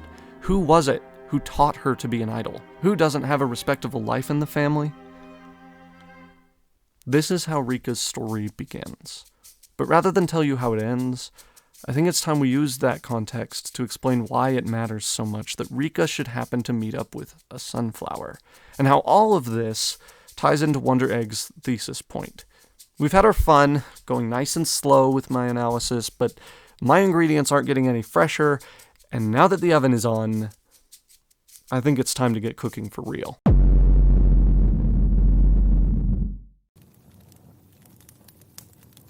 So, as I'm sure you can tell, again, unless you're watching the supercut, in which case, hi everyone, you guys didn't have to wait a full year to get to this part. I decided after releasing part 2 to take a break from this series for a while, and that was for a few reasons. Firstly, because the series requires a ton of work, and it's easy to get burnt out working on multi-parter videos, hence why there is no part 2 to the Twilight Zone video from way back when, and also why Lost Ridge hasn't had a deep dive yet at the time of me recording this. Second, because despite the lengthy disclaimer, which adorns or at one point did adorn each and every segment of this analysis, explaining how this video and the series itself both contain potentially distressing or triggering content, I still spent a great deal of time trying to keep things inoffensive as best I could. I realize now that what I was actually doing with those first few drafts of this section of the analysis in particular was dumbing things down and suppressing my actual thoughts on these subjects for fear of offending people on the internet whom I don't even know. And to be absolutely clear about this video, as well as any other analysis I might create, are only my own subjective opinion. I try as best I can to uncover what I personally believe is the most accurate solution to the puzzles a particular artist presents through his work, and based on what I think that work or artist is trying to say, I then critique that artist's work based on how well they accomplished what I think it is that they set out to do. All that is to say, in much simpler terms, it's okay to disagree with my interpretation of the series if you feel I'm wrong. I encourage you, in fact, to share your own interpretations. Okay, what the heck? What is he doing up there? Okay. I encourage you, in fact, to share your own interpretations with me in the comments and explain points I might have missed. Frick's sake. What are you throwing crap? Gosh, okay. I encourage you, in fact, to share your own interpretations with me in the comments and explain points I might have missed, or simply have fun and theorize. That sense of community and having a wonderful discussion about anime with all of you in the comments is something I really love about making videos on YouTube. And for better or for worse, Wonder Egg Priority is absolutely the kind of series that easily facilitates discussion. However, I'm not going to mask how I feel about the series' portrayal of certain issues, just because it may or may not offend somebody who, again, I don't even know. I'm not trying to offend anyone by talking about things the way I do, and I do sincerely apologize if in any way anything I talk about here does happen to offend anyone, but remember, this is my interpretation of a show from a country with vastly different worldviews and opinions than most of the rest of the world. And just because I think a show is trying to say something, that doesn't mean I think the show is bad, nor does it mean I agree with everything the show is trying to say. You might not have expected that this far into an analysis of Wonder Egg Priority, one in which I've already discussed faults I have with the series' direction, I might add, that a cartoon octopus would go off on you about how you really can't fault the octopus for having an opinion that might offend you. However, it is exactly what has just occurred. As will become increasingly apparent, especially in this portion of the analysis, that contradiction, expectation versus reality, is a surprisingly applicable concept which will actually go a long way to explain and make sense of the first major controversy Wonder Egg Priority was hit by, and whether or not we can side with the writer behind it. Regardless of what your expectations on what this segment would contain may have been, this is the reality. Let's explore it. I haven't mentioned this up until now, and that fact is somewhat surprising, but this horrifying teacher who's been creeping on Ai for the better part of the series is named Mr. Sasaki, and that's going to become increasingly relevant as we move forward, particularly as we begin discussing our next key ingredient, Momoe Sawaki, the teacher's niece. Momoe is an adorable girl with boyish charms, which unfortunately often leads to her being misgendered by those around her. In fact, most of the wonder killers she faces off against are based very specifically on sexuality. Unwanted advances by the Tengu with the, leaky dick nose. Yeah, that. Or the flat-out misgendering of this boy here, who, if you couldn't tell based on the colors of his jacket, is in fact trans. There's multiple lines from the monsters about refusing to accept the gender of those they're interacting with. Not letting Momoe on the women's only train car, for example. In addition to the looks she inherited from her uncle, whom she trusts, by the way, for whatever that information might or might not be worth, Momoe's short name, Momo, further associates her with masculinity, which might surprise you if you don't know the legend of the Little Peach Boy. At one point in time, I was working on a massive, ultra-comprehensive mega review of all of Urusei Yatsura, if you know what that is. And part of that review involved me going over the Peach Boy story in detail. Since I'd rather not re-record that entire explanation for this video, and all that work didn't end up getting seen in the end anyway, I figured nobody would mind if I just repurposed that explanation for this video. So here you go, a little bit of unseen content for you. One of Japan's most well-known folktales is the legend of Momotaro, or the Peach Boy. Without going into unnecessary detail, the story recounts the experiences of an old couple who, after finding they could not bear children themselves, prayed to the gods for a son, who was sent to them in the form of a small boy inside of an unusually large peach.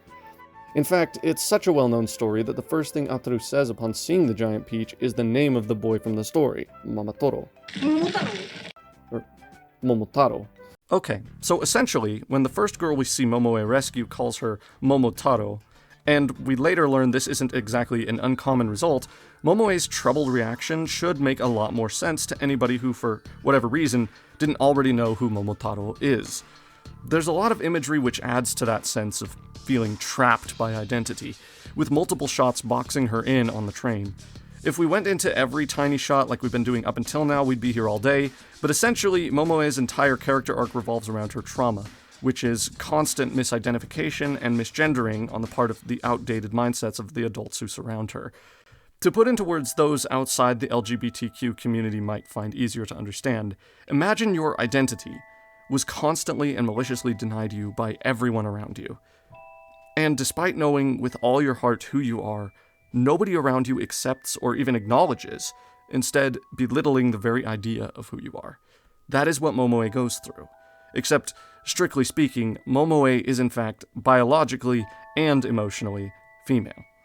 All she wants is to fall in love with a male partner and experience real, true, quote-unquote, normal love. However, when her best friend at school reveals herself as a lesbian and attempts physical assault on her, she doesn't know how to react and outright rejects her aggressor, leading, presumably, to the girl's tragic death at the hands of, well, herself.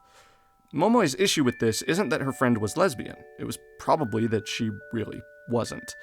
Let me explain.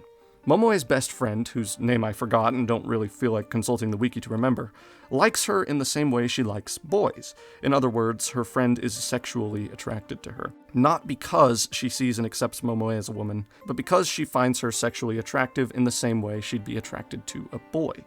That's the issue, and the difference between the moment her friend assaults her and the moment she kisses the trans boy in the train station. The difference here, and what the show seems to view as important, is that one of these two loves Momoe as a woman, and one of them doesn't. Ultimately, being loved as a woman is, if Momoe's dream sequence is to be believed, exactly what she always wanted. All in all, her character arc is entirely based in acceptance of the way that she identifies, and looking beyond what her genetics might appear to show at face value. It's surprisingly wholesome, despite Momoe's arc featuring by far the most on-the-nose and uncomfortably over-the-top wonder killers. All of that understood and set aside, and the beauty of Momoe's character arc understood, what exactly is the problem here? What's my issue with Momoe that ended up causing so many script rewrites and delays to this video? Well, I don't have one. But as it turns out, a lot of audience members did, and it wasn't even because of Momoe herself. Rather, it was one in particular scene in which Momoe acts as a sort of catalyst for something many audiences deemed unforgivable, myself included the first time I saw it. Some of you may already know where I'm going with this, and if you are one of those people, dear viewer, let me ask you a simple question with a complicated answer. The scene in question was judged immediately as being problematic, but judgments aside, was it?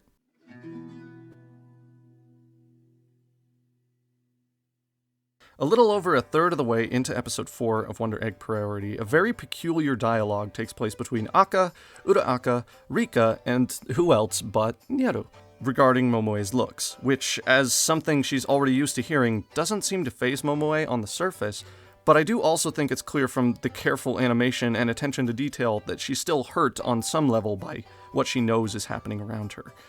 That said, Momoe is not technically the center of this conversation. Whether or not she is, or ever at any moment was, biologically male, as is subtly hinted in the series ending, well, if not animation, then slideshow, that is not the purpose of the conversation which follows. Momoe is the catalyst for the conversation, but she's not the subject of it, and that's incredibly important to keep in mind if anything of importance is to be gleaned from this scene. All of that needlessly complex explanation aside, Nieru and Rika begin a contemplation as a result of seeing Momoe and immediately misgendering her, that ultimately boils down to... That makes sense. Even dudes off themselves. Akka, explain this. There should be no boys. That's correct. The Akka brothers then make statements that kick-started the first major controversy in the show's run, aside from the obvious stemming from its own subject matter. The only way to comment on the lines themselves is to first allow them to play in full, so I suppose I'll just let the show speak for itself here. 男は目的の、女は感情の。女は衝動的で他人の声に影響されやすいからね。死の誘惑があったとしたら、誘惑に惑わされ後悔しているかもしれない。そういう子供たちを生き返らせたいと願う子のためにこの場所はあるんだ。 And the immediate public reaction to that little ditty was... Almost everyone watching Wonder Egg Priority stopped and said, "What?" all at once.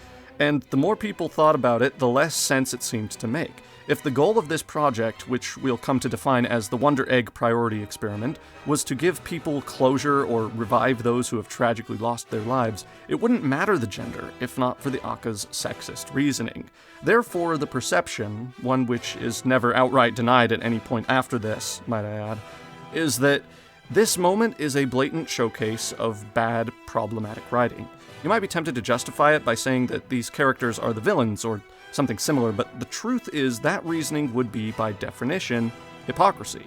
A villain's role is not to help, after all. No, instead, we need to look far closer at what's going on between the lines, because this quote-unquote sexist line of dialogue is actually the key to unlocking this entire Wonder Egg plot and unraveling the story in a way that finally puts everything together.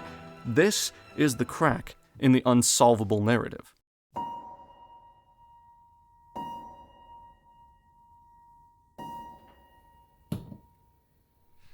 In Wonder Egg's own opening animation, we're shown imagery of an egg cracking at the very end. In the ending, we immediately see eggs of varied coloration. Each egg represents one of the characters in the show, and therefore, one of the side stories or side dishes, which makes up the whole of Wonder Egg Priority. The ending eggs, and by extension the ones featured briefly in the series' opening animation, just moments after what I'm choosing to refer to as the main egg, are each painted in colors of familiarity. Yellow for Ohto Ai, blue triangles for Nieru, bright, vibrant red for Rika, who I'm sure wouldn't have it painted any other way, and a soft green for Momoe.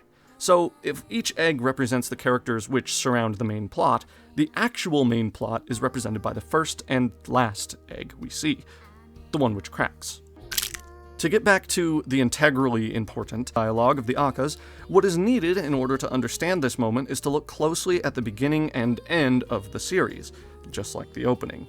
But seeing as how this video is already most definitely beyond long enough, I'll just explain the point now and hope that everybody watching has already seen the series.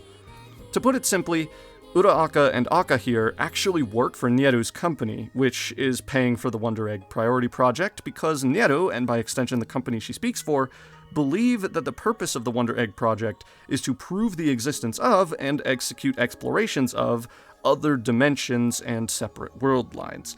But the true purpose of the Wonder Egg Project is to hunt down and kill Frill and every dot or hyphen she's created. The line about sexism isn't genuinely the Aka's opinion, though they do definitely have their moments of being less than kind to women, but instead a ruse to pacify Nieru. Just look at the accusatory glare she gives the Akas the moment she sees Momoe for the first time and mistakes her for a male. This is also why she looks at her so closely for some sort of feature which could classify Momoe as male. Not because she actually cares about Momoe's gender, but because she's trying to catch the Akas in an incriminating lie about their intentions. As we know from later on in the series, Nieru was absolutely right to be suspicious, and the Akas were lying. Their goal isn't to provide closure for the girls or research world lines, instead it's a much more personal, almost heroic aim. The only goal of Ura-Aka and Aka is to kill Frill. You might assume in me saying that it's a ridiculous claim. We all know exactly where Frill is, so they shouldn't have to search for her, right? Well, in order to answer that question and make my stance on this scene clear, we're first going to have to go into who Frill even is to begin with. The series proceeds in a way that almost seems to imply the two brothers had no other intention to create their magnum opus but their own boredom and a sense of wonder. The simple question not of whether or not they should create a humanoid pre-programmed robot designed to replicate the attitude and actions of a teenage girl, but simply what would happen if they did. In essence, Wonder Egg Priority happened because two scientists got bored. At no point is their creation ever defined as sentient. Instead, it is with trivial, matter-of-factual language and presentation that we learn of the girl's creation process. She was built with the most advanced prosthetics available, birthed in an admittedly creepy way to admittedly creepy quote-unquote parents. In other words, everything she does from the moment of her inception is based not in sentience, but programming gone unchecked. Frill, as she would come to be known, is what happens when a learning algorithm is pre-programmed with priority systems, based in the basic binary form of what the two scientists view as a personality. A teenage daughter, one who disobeys when it fits her given directive, one who is allowed to come up with her own solutions to what the computer running her brain decides are problems, pseudo-happily living alongside the Akas in a makeshift happy family, and constituting what the company decides is an achievement worthy of celebration. That's where one of these two meets a certain girl at a certain party, and makes a connection he never thought possible. Well, more accurately, they both do. But one is chosen above the other, and it becomes the primary responsibility of the other to care for Frill, who was, as you'll recall, programmed without regard to the laws of robotics and given full jurisdiction to act however her robotic mind sees fit. To a computer, life is just another binary code. Frill gets jealous because that is her directive, and without a directive telling her not to kill, the question becomes not if this woman, who's forgotten entirely what Frill is and how she operates, is in danger, but how long it will be until the computer finds the optimal method for removing her from the picture entirely. When Frill asks if the coming baby is a boy or a girl, she is determining how much higher her jealousy values are to go, and what the solution to lower those levels back to normal is. When she discovers it's a girl, quick math solves the equation for her, and the blow dryer goes into the pregnant woman's bathtub. Unlike any other death in the series, we aren't forced to watch in gruesome detail, but painful subtlety, which hides nothing from the imagination. Yet, through all of this, the problem is that Frill is looked at not for what she is, but who she is, when again, she's only following her code and removing the quote-unquote errors which are causing her to be jealous. When coded as a simple directive, how else does one define jealousy but the desire to remove someone, presumably in order to take their place and acquire what is theirs? When the truth of what happened is brought to light, Frill doesn't even realize she's done anything wrong, or rather, she is incapable of that recognition by her very design. When thrown down the stairs and buried in the darkness, she reacts to what's happening as though she's in some sort of pain. Aka responds in a quivering rage by pointing out what had long been forgotten by everyone involved. Further cementing the truth about Frill to the audience. Don't be fooled. Frill is not sentient. Frill is jealous by design alone, and not by any real human emotion. Such is the reason why her plans and analytical threats shown early on during her backstory are so haunting and tense to sit through on a second or third viewing. It's immediately clear what she wants. Even Aka, as he looks back on those days, recounts that he should have picked up on what was going on, but didn't. 俺はその時感じるべきだったんだ。フリルの欲するもののことを。The reason being that the two brothers nearly forgot entirely that Frill wasn't human. She was created too imperfectly for the flaws of a machine to easily be visible. That is, in many ways, what made Frill so special. What made her so dangerous. The mistake of unchecked curiosity. This problem which has spiraled out of control, it's not going away anytime soon. For years, Frill sat and plotted a way to regain her father's trust and love, building herself a wall of screens and watching the family's every move. All of this culminates in something very sinister, but which is, by now, all too familiar. Death. Self-inflicted. Or so it would seem. This is why when we think of Wonder Egg Priority, we shouldn't think of a story based on suicide or self-harm, but a story steeped in misunderstanding and homicide. Wonder Egg has more Terminator in its DNA than It's a Wonderful Life, if that analogy makes any sense at all. The daughter Azusa left behind suddenly dies, perishes at the hands of something Aka can't quite define. Perhaps realizing they can't possibly erase the entirety of the program of Frill, they attempt to lure it out from wherever within the numberless concords of other discovered world lines it resides, using the source of her most concretely defined jealousy. Suddenly, the Wonder Egg program makes perfect sense. The very concept, repeated by Aka from the beetle's body in the beginning of episode 1 about hatching a friend, is lifted directly from Frill's own actions and words. In an effort to stifle her jealousy at the wedding of Aka and Azusa, Frill demands the power to create her own friends. Dot and hyphen. Side note, I used to believe these things were a species called dot hyphens, so that's why I said it in such a weird way back when I described name. Ah yes, Kurumi. Remember when I said we'd discuss her later because she relates to another character? She has, we are, and it's time to get into that whole fiasco too. At least, it's almost time. Anyway, let me wrap up by explaining the Wonder Egg program and we'll jump right into that can of worms. So, anyway, Frill outright states that the reason she'd prefer to make her own friends rather than have Aka or Uru-Aka make one for her is out of pure potential jealousy, stating flat out that she thinks it's possible that if the Akas make one instead, they might wind up creating a girl who is prettier than her. Let's just compare those images from the beginning again, and yep, ladies and gentlemen, it's entirely possible that we're looking at the first ever Wonder Egg priority participant. While this is admittedly a theory alone, it explains why she knows so much about the egg world. It explains why she reacts and acts the way that she does.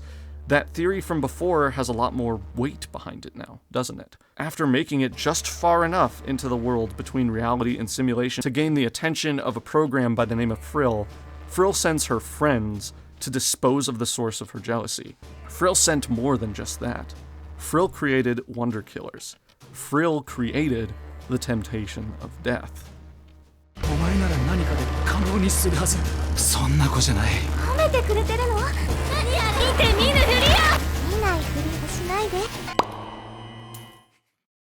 That's the solution to this entire egg-shaped puzzle. Frill.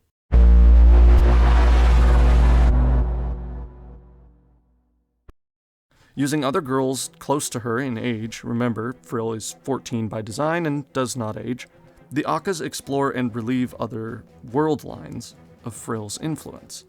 They send the consciousness of the girls into a simulation of another world line, or perhaps into another world line itself.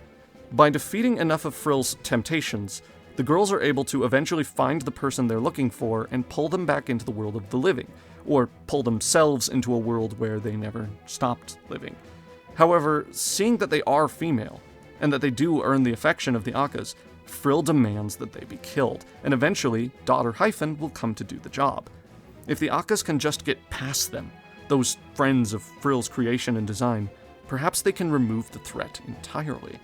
That is what the supposedly sexist line is trying to cover up. As to why it would need to be covered up at all when Aka supposedly runs the company, we'll get to that in a bit. For now, though, to pose a concrete answer to the question we started with, no. Wonder Egg priority is not sexist. And it didn't deserve the backlash it got. Because the words taken so negatively were lies to begin with. And if anybody on staff had said anything about that at the time, they would have sounded crazy to an audience that still had no idea what they were truly looking at. Not to mention a fun little thing called an NDA. No, the real villain here is not the Akas. The Akas are just trying to put an end to the monster that they created. 俺たちの過ちのせいでな。 Here are a few lines about perception for you. No, they aren't quotes, they're just perceptions and realities. Perception. Ohto Ai is the main character of Wonder Egg Priority. Reality. Ohto Ai is one of multiple main characters in Wonder Egg Priority. Perception. The Wonder Killers are problematic because of their grotesque and meaningless designs. Reality. They were made by Frill for that express purpose, to bully those young women who already had trauma they were dealing with and lure them into the temptation of death. Perception. Frill is sentient. Reality. Frill could never be sentient. Perception. Wonder Egg Priority is about letting go. Reality. Wonder Egg Priority is about what happens when you can't.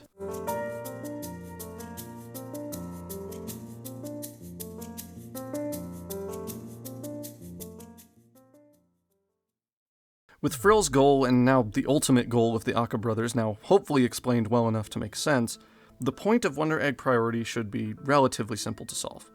With our centerpiece egg all nicely put together, or more accurately, cracked, the time has come to discuss every literal action or plot point that as of yet hasn't added up. First off, the women themselves. I made the claim earlier that Frill is the one behind the temptation of death and the Wonder Killers, which is definitely what the Akas seem to think based on their dialogue, and let me tell you, it took a ton of rewatches to figure that out, but once I did, everything, and I mean everything, started to make a lot more sense.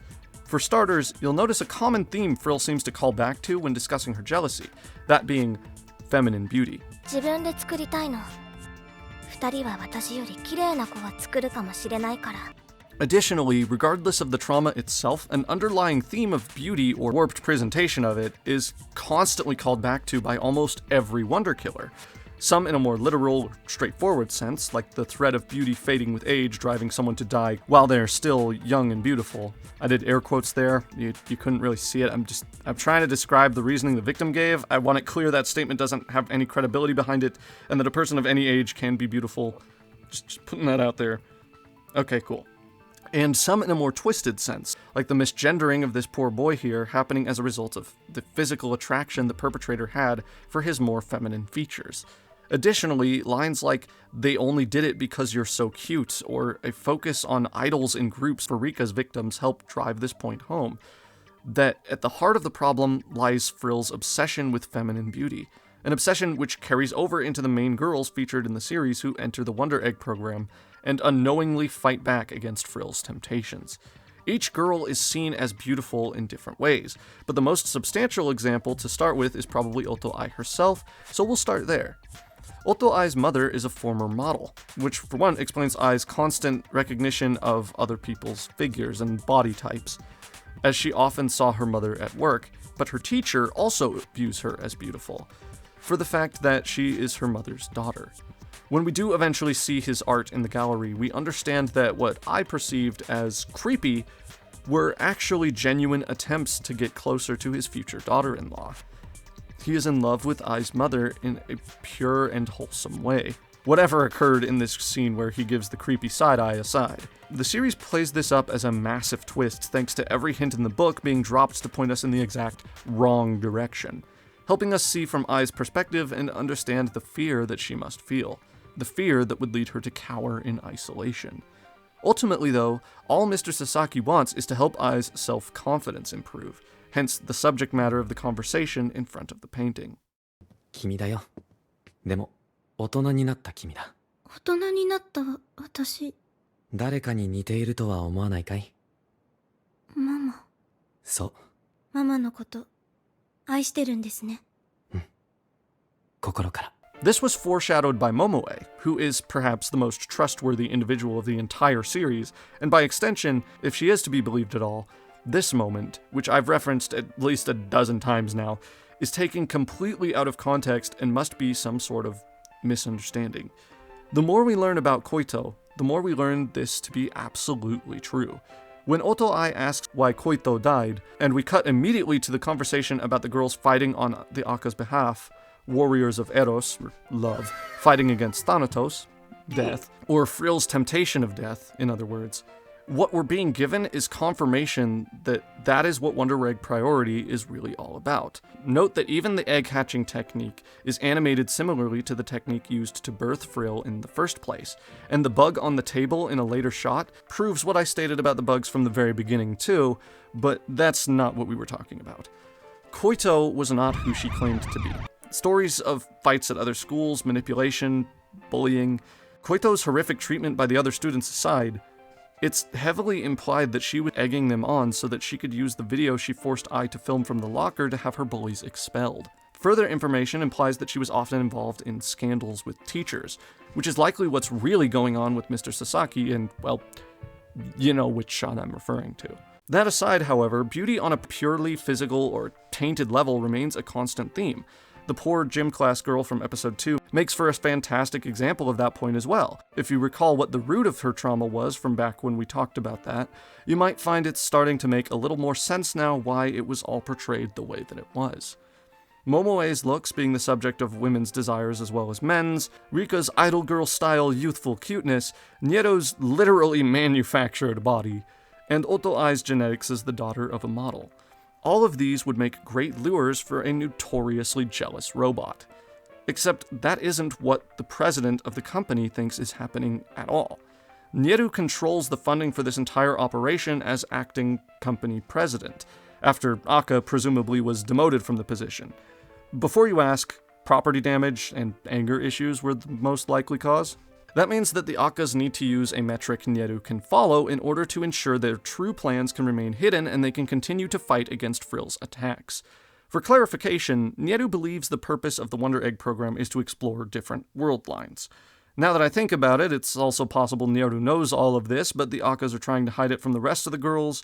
But there's a specific line which contradicts that, when Akka asks Uru Akka why he bothered telling Ai the truth, but nobody else, implying that, he didn't tell anybody else.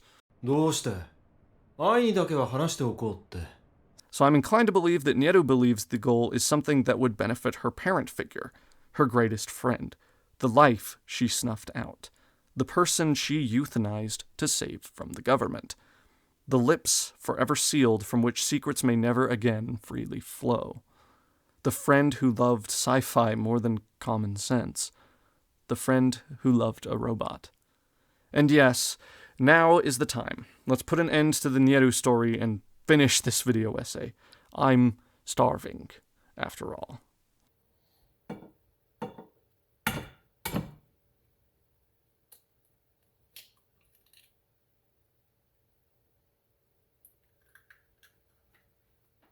Nieru's beliefs and the true story behind her actions remains forever unsolved by the lack of a season 2. So all I can offer is rampant, unchecked speculation. But for as much as overthinking or comprehensive video reviews of a card game anime are my thing, so too is speculation at this point. So my wager is that you don't mind giving me a few extra minutes to make sense of poor little unfinished robo-girl here. Based on what I understand, the story for Nieru, that's this particular egg in the opening by the way, so story 4 of 5 and the last one I've yet to fully unwrap, is an entirely separate story from the others, which connects at various points to the rest of the stories. In other words, it's exactly like every other separate story in this series, like I said it would be earlier in this freaking behemoth of a video. My gosh, I've been talking too long. Anyway, Nieru is not, as the series initially implies, a clone. That version of Nieru would be her sister. Nieru was more of a robotic clone, which is something we learn in the special, which came out following a few months after what was supposed to be the final episode aired. We'll get to that special in more detail before the end of this video, I promise, but for the sake of time, we'll just stick with Nieru's story for now. Nieru, unlike Frill or any other AI in the series, might be sentient. That alone sets her apart from the others in a pretty big way, but it's also never exactly confirmed, so I'm not going to argue a case either way on that, and instead just focus on what I can prove. I just wanted to at least make sure I mentioned it, because at the very least, Nieru has a higher probability of sentience than Frill has, and that should probably count for something at least. The woman who acts as Nieru's guardian initially tries to imply Nieru was a bioengineered life form, only for the series to retract those statements in the special finale in the form of a literal slideshow. And the reason that's important enough to mention twice is that the girl Nieru is trying to save from the Wonder World, or Dream World I guess would be the better way to put it, happens to be the human after which she was modeled. Back in episode 2, when I asked the right question and Nieru faced the camera, we started to learn pieces of this supremely stoic little girl's backstory. That she's not necessarily in this to do something for someone else, and as such, she doesn't mind risking her own life. Not that it really matters, since she's clearly capable of making inhumanly swift recoveries anyway, being a robot and all. No, Nieru's aim is interrogation. Her sister, or at least the biological design from which she was adapted, stabbed her in the back in an attempt to kill her, in abject horror. Nieru didn't understand then, and appears to remain ignorant now, of the reasoning as to why a human being would do this. The key to her hint at sentience lies within this question, wanting to know the reason why her own sister tried to kill her. But there's more to it than that, because Nieru doesn't really care that much about her sister. She claims the scar she received hurts when she ignores or forgets about her, so she fights to maintain peace between the scar and herself. Perhaps a piece of her sister that goes beyond physicality entered along the blade as it pierced Nieru's back. Perhaps, but nobody knows for sure. I believe Nieru is lying when she talks about it like this, or at least not being entirely truthful. According to the theory presented earlier, Nieru is really here for herself, for science, and for her cryogenic chamber-ridden friend and creator who used her sister as a model to begin with. Even when Nieru meets up with who she's seeking in the vast array of dreamlike world lines, not much of note beyond foreshadowing that never has the chance to come full circle emerges. That's because Nieru was almost definitely meant to be the focus of the series' second season, a season that, as of now at least, never happened. If you ask me, it's not looking too likely that it ever will, based on audience reception alone, which is unfortunate and a true shame. Nobody deserves cancellation, as far as I'm concerned. Not after so much effort and planning, anyway. Based on the series' final episode, it's easy to see that for as much of Nieru's story as we get, we're far from having the entire arc, only the beginning bits. But to be absolutely clear, the company Nieru is in charge of has no interest in suicide or comfort for depressed girls, just in proving the existence of worlds beyond our own, which the scientist behind Nieru lovingly calls world lines because Steins Gate will never die. Also, these world lines are accessed through dreams, which explains the line, and also explains how Frill is able to get to them. By the way, in case I forgot to mention it, Frill wants to kill all women because if she only kills one or two, others will take their place, and she seems to believe that if she kills them all, her fathers will love her again, but admittedly that's only a hypothesis of mine. Anyway, exploring and bringing back data from these world lines is more or less the written goal of the Wonder Egg Priority Program, whereas its actual goal is closer to what was discussed previously. As for who Nieru truly is, and what occurs or relates to her beyond that, I don't know. The show was cancelled before we could really get the chance to find out, but I did my best to provide as much closure as I could. Sorry if it's a little anticlimactic after all that build-up, but you could argue the same about the special itself, which, again, we'll get to in just a moment. To put everything else aside and talk about the girls themselves, or at least the Momoe, Rika, and Ohto Ai side of things, the solution to Wonder Egg is to make your friends a priority. Quit while you're ahead. Give up.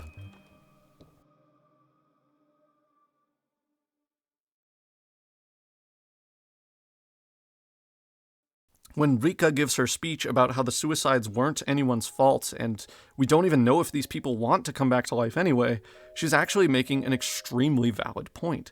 That is, in fact, the best solution for each of these uninvolved and, frankly, for the most part, irrelevant young women.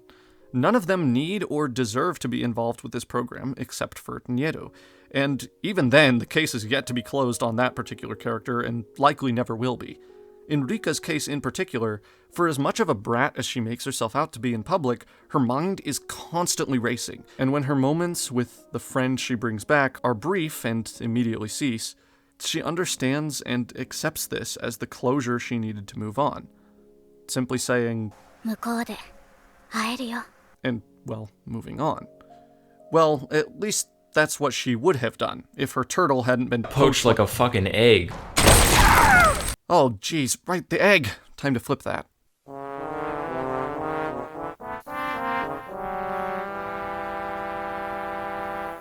My point is, each of these characters are telling seemingly separate stories, but none of them could exist without the other, each holding on to grief until they find someone to grieve with, and at that point, it all simply disappears, and it's no longer grief. Even the opening lyrics echo this point, with lines seemingly referring directly to saying goodbye to things like teachers or old friends, even to nostalgia, all for the sake of a better tomorrow, which echoes in large part the sentiment the show seems to have, that closure can't always happen, and sometimes we need to be our own closure. Just realize we did the best we could, and we need to move on in life. Though obviously that's easier said than done, and I'm not licensed to be giving anybody any genuine advice here. This is just something I believe the show is trying to encourage. Emotional freedom from the baggage you carry. Let it go. Drop it. It isn't your fault things turned out the way they did. Oh, also, I'm sorry, did I say turtle earlier? Yeah, they each get bizarre Pokemon-looking things at some point, and I guess before I get any further, I ought to explain what those are, too, so let's get into that whole thing. Hopefully it won't take too long, but thank you for your patience all the same. Let's go. Kemono friends! In episode 6, the girls are each given what will come to be known as wonder animals, which feels in the moment like it's coming out of nowhere and doesn't seem to make much sense, which is partially because in the moment of introduction, it doesn't, and it is. But once you understand the story at large, that of Frill and the Akkas, and especially Dot and Hyphen, it starts to make a little bit more sense, and it is kind of fun analyzing why each girl receives each animal in particular. For example, Rika's wonder animal most closely resembles a turtle, at least until it resembles ground beef instead. which is meant to imply she has built up walls around her, or that it takes a while for her true self to escape the shell. In essence, her wall is made up of passive-aggressive cuteness, and it's only after going through everything in the Wonder Egg program that she's able to grow as a person and move on to other things before she too gets turned into ground beef. Oh, by the way, that wasn't recapping anything that happened that last bit. It's just like she realizes that if she doesn't move on, eventually she's gonna die, and her turtle dies. Just don't get. It's easy to get confused. Okay, I confuse myself reading the script. Let's move on. I know it's been criminal how little I've actually gone into Rika, but I guarantee that if you don't get her character appeal and you go back and keep her character arc as we've discussed it in mind, you'll develop at least a slightly larger appreciation for who she is and what she goes through. Because I'm being dead serious when I say Rika is probably my favorite character in the entire show, and I wish we had the time to talk about every tiny but meaningful thing she does.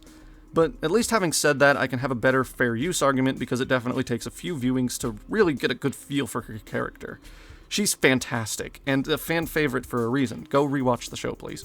Anyway, the next of the 4 wonder animals to discuss belongs to one Momoe Sawaki, that being an alligator named Panic, or crocodile, I guess, because the word they use is wani, and that could honestly be either or. If we look at Panic's design, it's still pretty ambiguous thanks to the anime's incredible art direction, so I'm just going to use a mix of the word wani and crocodilian interchangeably when talking about Panic, the wani, so just don't be caught off guard by that, I guess. The wani situation is interesting, because metaphysically, the alligator or crocodile is a representation of wisdom and good fortune, which accurately describes the character of Momoe, who holds the most maturity of any of the characters involved, even in some cases more so than Nieru. And Nieru technically has all the collective knowledge of the entire internet in her robotic little head, so that's a big statement. And I get that, but I stand by it. Or swim by it, I suppose. Panic's name and overall design still remain a bit of a mystery to me, so if you have any particular insight into this particular animal and what it might mean, particularly in the design area, feel free to drop a comment, and I'd love to discuss it further.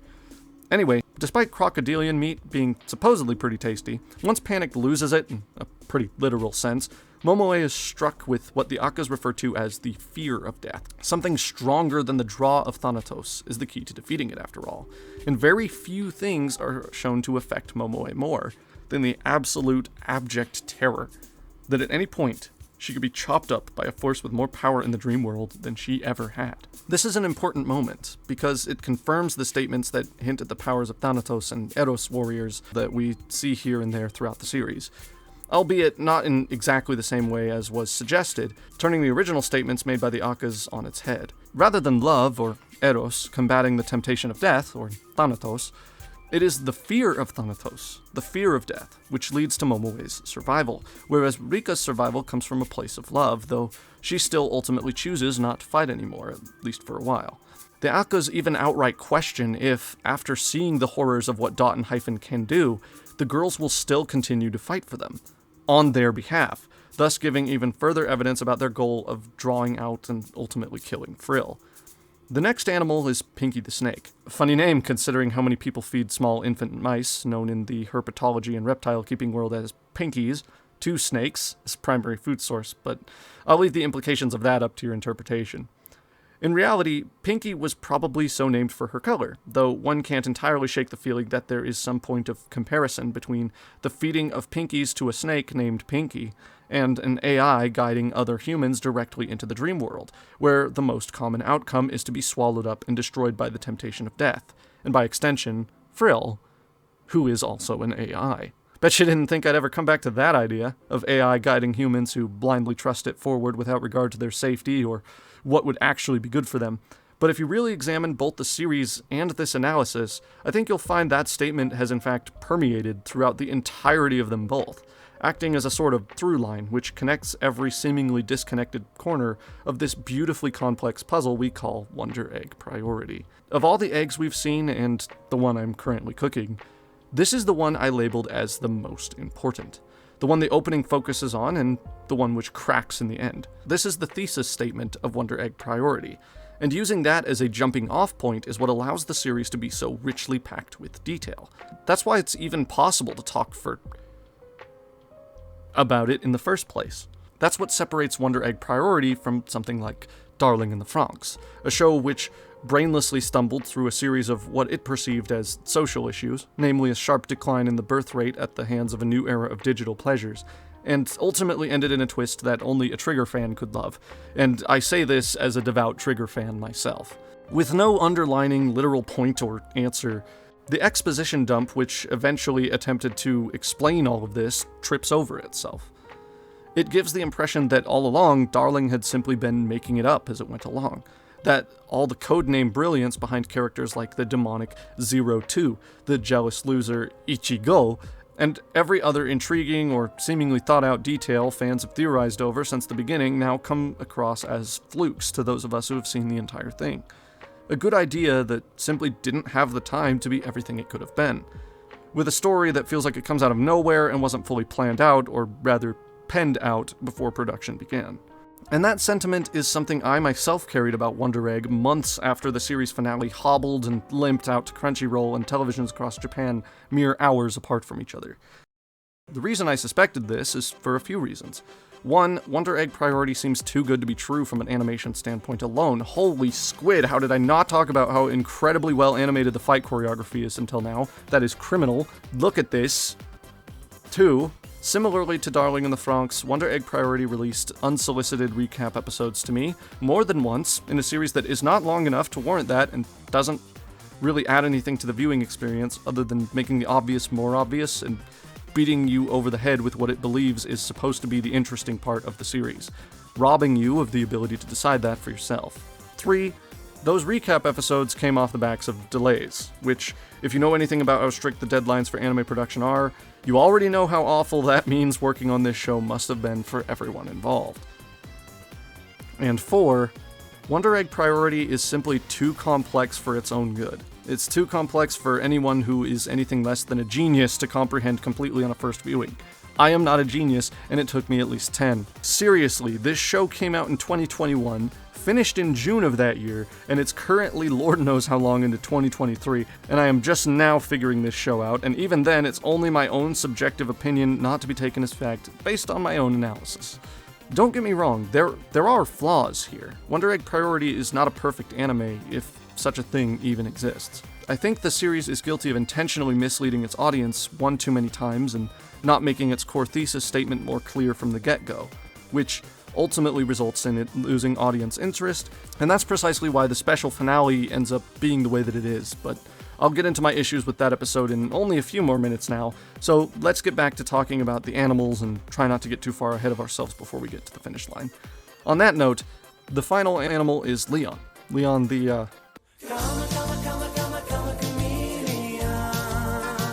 I got tired of analyzing things myself, so I asked my buddy the missing letter to do it for me on this one. Here's what he had to say. Hey, so, Yeah? do chameleons mean anything in media beyond chameleon acting or changing your personality or something? No, that's about where it ends for chameleons, I think. Perfect. And hey, if you think that's a cop-out or something, and you wanted a complex deep dive into Leon's goggles or something, let me just make you a little deal. You give me chameleon whose name isn't just literally the last 4 letters of the word chameleon, and I'll give you a proper analysis of a character. Okay? Okay. Leon. Come on, guys. Stop it! Don't open that door!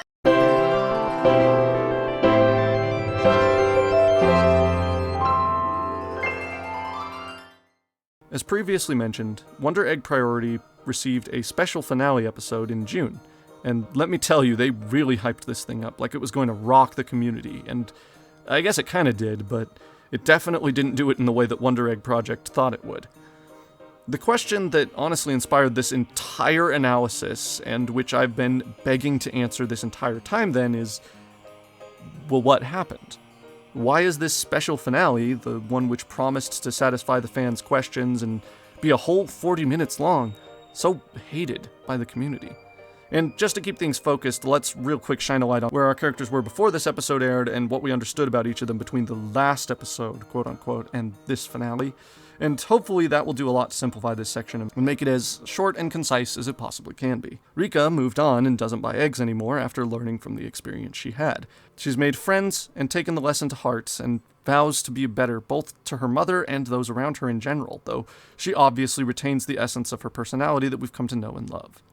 Nieru is doing science things, and happened to get involved with the others anyway. She wants to know why her human clone sister tried to kill her robotic body with a knife, but beyond that has no real attachment to anyone, other than the scientists she euthanizes to prevent the government from discovering their operation, and maybe Ohto Ai, but that, again, that's cool. You could argue against that. Momoe is in terror, but even if she isn't confident in anything else, she's confident in herself as a woman now, and good on her for it.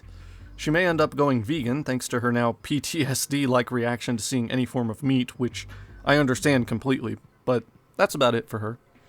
The Akkas use worldline research as a ruse to hunt down and kill Frill so that they can put an end to the temptation of death, which is also something they feel directly responsible for, as they should, because it's their fault. Thank you.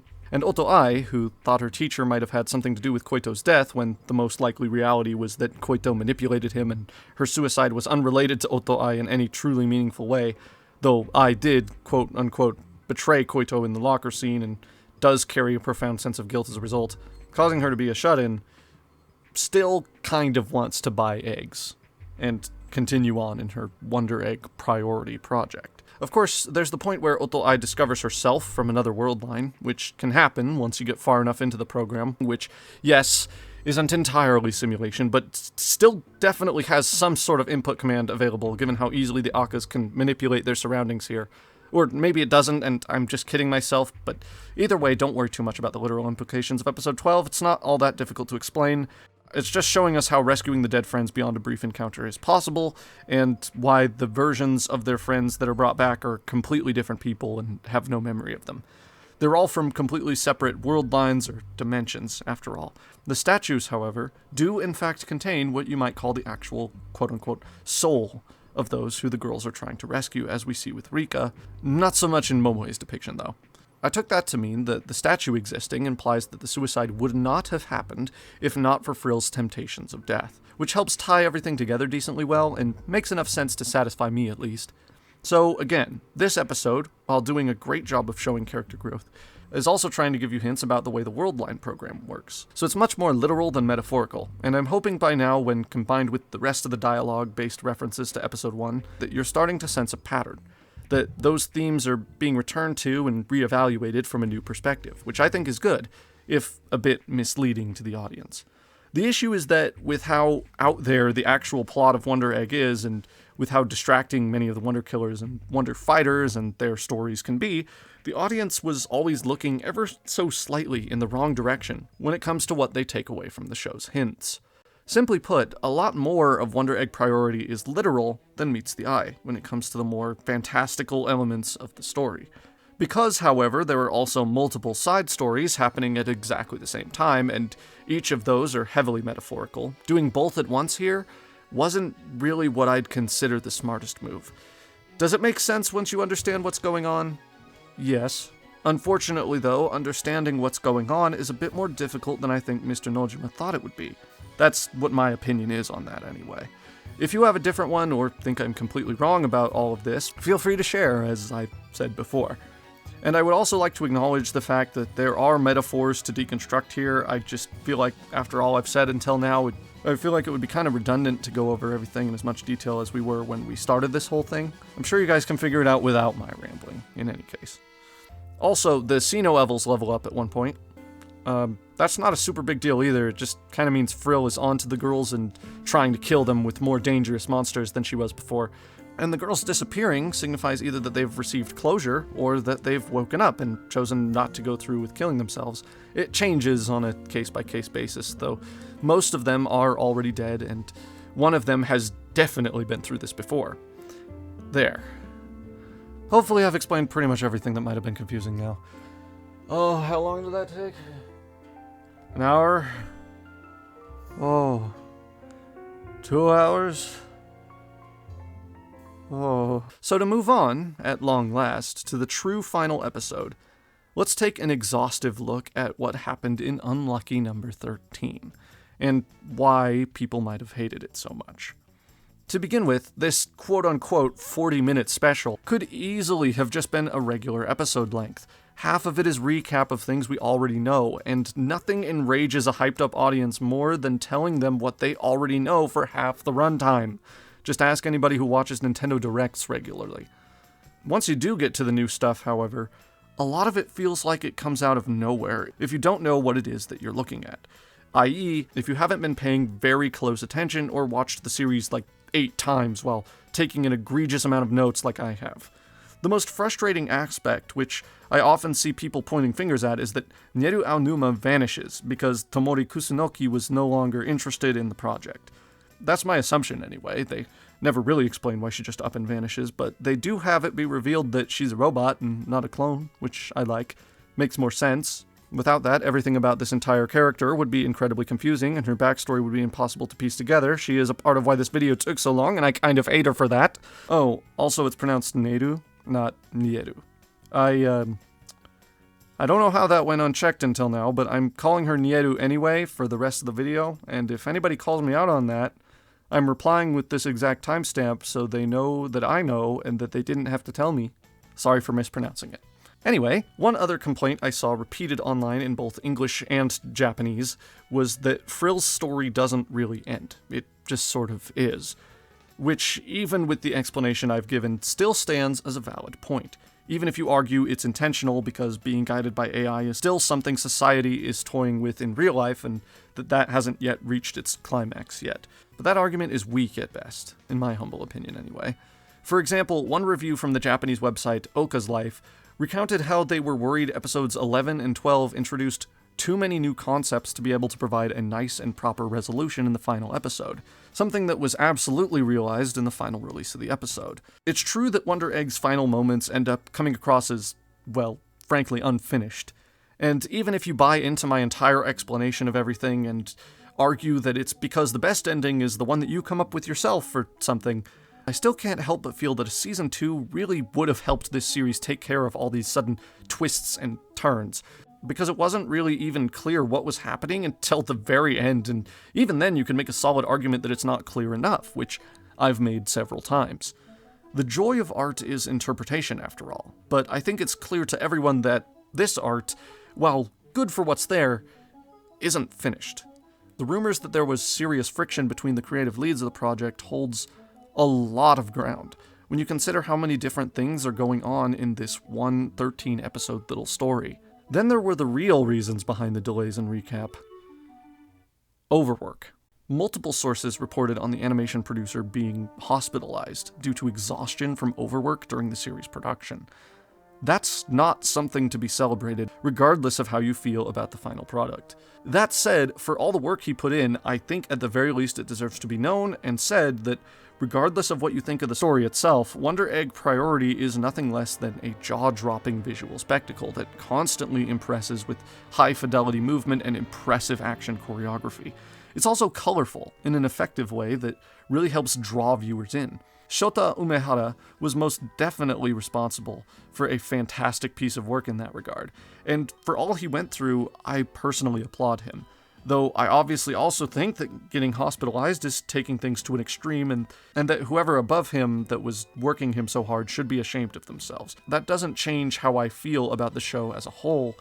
I just felt it was important to note that the show's various production issues not only guarantee that there won't ever be a season 2, but that this art is not the product of any one voice in particular, like Haibane was, but multiple competing artists and writers, each trying to tell the story that they thought they were supposed to tell as best they could. That's important to keep in mind, because as Ohto Ai decides to return to buying eggs and go on a rather sequel-baity journey to rescue the little lost robot, who Rika immediately loses all empathy for, by the way, because she's grown and knows what is and isn't her responsibility by this point, there are feelings of both finality and incompletion which simultaneously wash over the viewer like a tidal wave of contradictory thought. That means that each of these 5 stories, and any others that may be hidden within, all of them are equally valid. Every interpretation is valid. There's no right answer or full complete solution to what the artist was intending. or artists, I guess, to be more accurate, because those intentions almost definitely changed at least once. It's okay to be unhappy with the ending. It really is, but despite all that, if what you're asking is whether or not Wonder Egg is worth something, if watching it could be a worthwhile experience, I would have to respond by saying that ultimately, I believe it is worth watching and supporting. Because even if Frill or Nieru or even Ohto Ai don't seem to have through lines to their stories, there is something to be gained from tackling the issues they face head on, and in such a matter-of-fact way. In truth, there were multiple stories here. I did my best to pick them apart and show you what I see in this bizarre little show, but ultimately what I see, what I make from one simple egg, that's not really important.